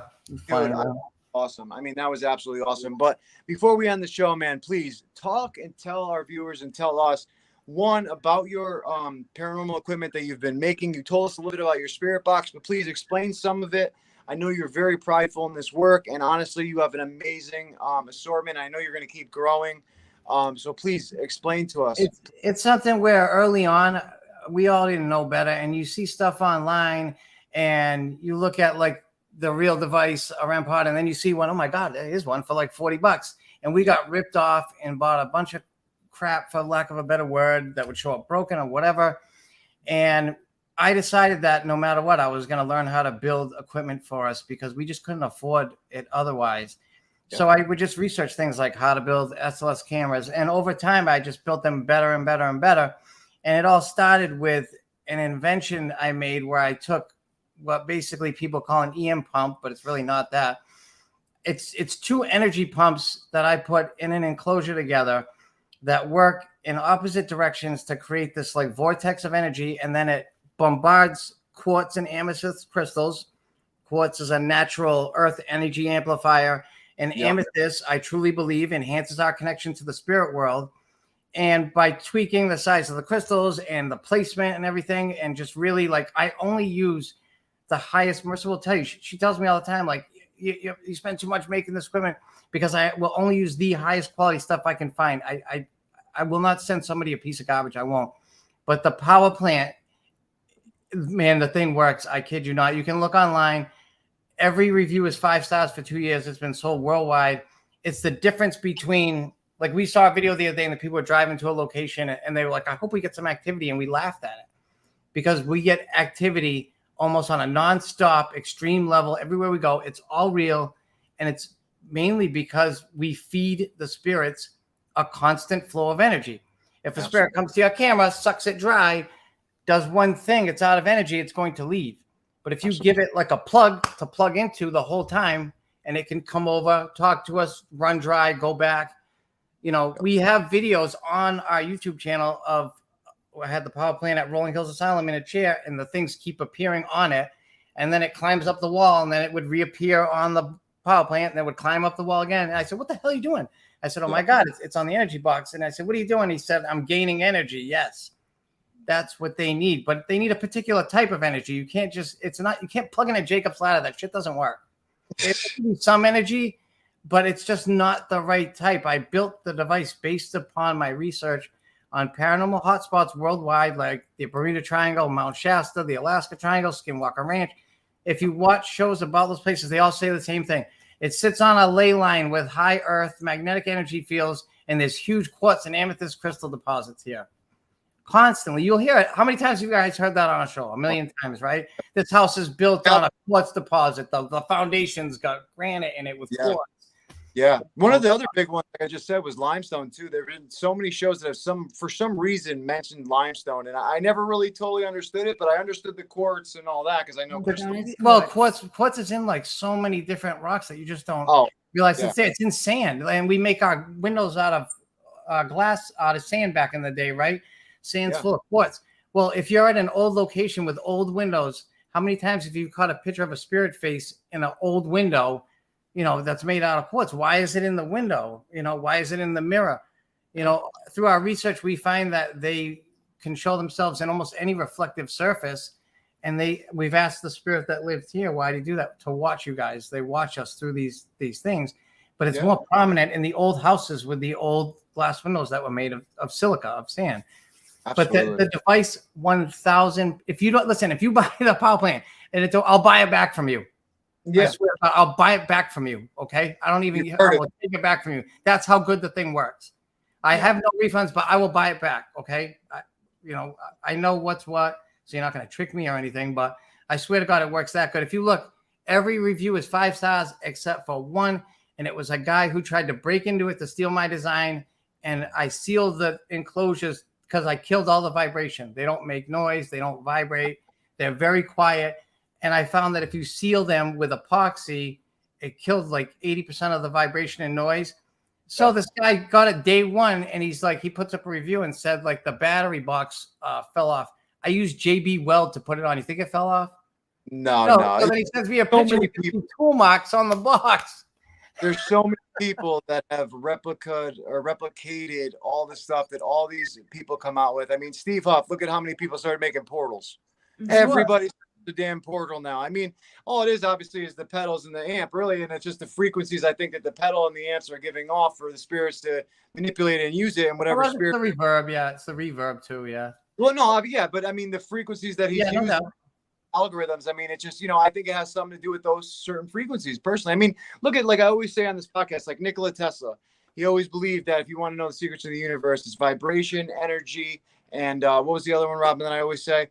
Vibration, energy, and I want to say it's something else. I can't remember it offhand. Wow, that's terrible. I just had a brain fart. But he was. Yeah, go ahead. And I totally agree with that stuff. And I tell you what, I've actually been like doing some research online, like on YouTube and certain other places, to find people that have actually bought the power plant, and we've had discussions about it recently. But I tell you what, man, nothing but great stuff. Nothing that I've heard from people that have actually purchased one. I've never said anything negative besides a guy who's trying to steal something from me. But to let all the viewers know, in the description of this video, even on our post on Facebook, everywhere that this video is broadcasting right now, all their links are right down in a row. You can see their Etsy shop. Is there anywhere else? I sell everything's on eBay. It's on Facebook Marketplace. Oh, okay. It's just the Etsy shop. You can see it all in one spot without having to look around for it. But So how much does your spirit box cost then, Todd? Well, the power plant it's just it's an energy pump. It's just going to feed spirits energy, and it's going to give you, I guarantee you, it 100% more activity than you get now. Okay, obviously, the more you have, the crazier it gets. It's a situation where the longer it's on, the more they can feed off of it, the crazier stuff will get. I guarantee it. Listen, and obviously, if you're in a small room, it can trap the energy. Like I told you about the Salem, it gets crazier if you're outdoors and the energy is dissipating. But even outdoors, it doesn't matter. We've been to different places where, if you watch our episodes on Wickedly Haunted about the Great Swamp Massacre, where the poor Indians were massacred during King Philip's War, wild stuff happened there. There's all sorts of wild stuff in that one, and it's outside. But it's because we feed them the energy. We lived in 200 homes where we were always drained, and we were always like depressed for no reason. It's because they were sucking us dry, and when we would feel drained, things would happen. Yeah, things would happen. So I just kind of tied it all in. I said, this is the key to everything, and it is. It really is. If you're not feeding the spirits energy, you're going to get what you're going to get, and that's it. But if you give them a constant, powerful energy source that's doing the right things, and what you said about vibrations, supposedly amethyst is a good vibrational crystal. Yep. And by juicing up quartz supposedly unlocks the potential of other crystals like amethyst. So now I'm juicing up both of them, So it's kind of doing double duty, and quartz kind of regulates the energy too. Yep. And so it makes the amethyst vibrate at a very high level, and it kind of like spirits are at this vibrational level. We're down here. It kind of closes the gap, I think, and allows for better communication, which helps my spirit box, you know? I mean, think about it. I mean, I totally agree with that. And I've actually had my spirit guys actually say that through my device and through every spirit box I've had when I've asked questions. And we've done experiments, me and my buddy John, who was on here earlier, where he's in Arizona, I'm here, and we'll have a set of questions that we come up with. He'll do a spirit box session. We'll record it. I'll do a spirit box session here, ask the same questions and try to connect with our guides. And I honestly do think that, it's either they're lowering their vibration, higher vibrational down to us to communicate, or we're technically starting to raise ours by the focus. And some people do meditation to help raise their vibration, all different types of stuff. But I do believe they are lowering to our frequency, our vibration. And Robin, I knew what the other word was. Vibration, frequency, and energy is what Nikola Tesla said. Frequency, I've been reading a lot on frequency too, but there's no doubt that they can do more with you giving the energy. If they don't have, if you didn't have energy, right? If you were starving, think of yourself starving, and I asked you to go out and run a marathon, how far would you make it? To the corner and drop, But if I gave you a buffet dinner and all this stuff, and for the first time in a long time you had this energy, they freak out like crazy. Stuff will happen. Our devices will go off non-stop, and I'm real big on tech. I want 5-6 devices going berserk and all around me in different rooms or whatever, proving that it's going on. One device may be anomalous. 5 or 6, something weird going on. I agree with you, and I think great technique, and a lot of people that are viewing this that are maybe beginners or that have been in this for a while, that don't do that, like, definitely focus on what Todd said right there, because that is true. I mean, you could have a false positive on one, but if you're getting multiple, that's multiple, like we said before, either synchronicities or just multiple validations at once, like how you got bang and then the thing flew off the table. I mean, there's so many synchronicities and validations in your evidence and millions of evidences around the world. Once again, I just want to thank you guys so much. Absolutely. Oh, can I just mention one thing that I just started making 2 weeks ago, an SLS camera. There's 2 different packages you can get. Okay. For years, I've watched people sell crappy SLS cameras for $400 or $500. We sell ours, all high quality stuff, $275. Comes assembled. I give you a video tutorial of how to use it right, so you're not picking up false positives, so you know how to map a room. I give you an instruction sheet with pictures, so you know how to do it as well. All there so that you're not doing it the wrong way. So day one, you can be a pro with this device, because I think it is a huge piece of equipment when used properly. $275 comes with everything. For $290, I'll give you a 64 gigabyte SD card, and the battery pack's it's rechargeable. I'll give you a battery pack, the same one, but it's got a USB port, so you can charge the tablet in between using it off it as well. Or you can pay $275, not get the SD card and the USB port, but it's still the same rechargeable battery. The rechargeable battery will last all night. The tablet obviously has to be recharged probably every couple hours. But all the software, all the hardware, all the accessories, everything, you're not going to find it anywhere. You're just not. No, I tell you what, that price, honestly, I've looked around a lot. It's one of the pieces of equipment that I've been dying to get for a year or two now. And I tell you what, man, that is a great price. And just having you really put your heart and soul into these things and everything you're making. I tell you what, I wouldn't, now that, I became closer and we spoke so much, I probably wouldn't be another person that I'd probably order from if I wanted to get an SLS or even the power plant or certain devices that you have made. And I truly believe, dude, that it's going to grow, man. And you're going to come up with so many more things, whether Spirit helps you or you guys are just working together, because like I said, you guys are just a powerhouse team. And just you guys together is going to be super strong. And I mean, I love everything you guys are doing, man. I'm going to literally, we got to book you guys again to come on, because we have so much. Bro. We love so talking. We didn't even scratch the surface. Anytime, Rob and AJ, we'll come on anytime you want. Yeah, no problem. No, we need to get you on ASAP again, but I know my buddy Matt, I'm going to give him your contact information from Parapost. Yeah, absolutely. We're going to get you on a couple different podcasts, brother. So we love you guys. And, thank you. We love you too. We appreciate having us on. Thank you for having us on. And go check out Relatively Paranormal below at www.relativelyparanormal.com. There's the Etsy site. There's their YouTube. It's all in the description. Go check it out. We appreciate it. We love you guys. Please come on again. Thank you. We love you too. Thank you for having us on. We appreciate it. You Have too, a good guys. day, guys. Thanks. God bless.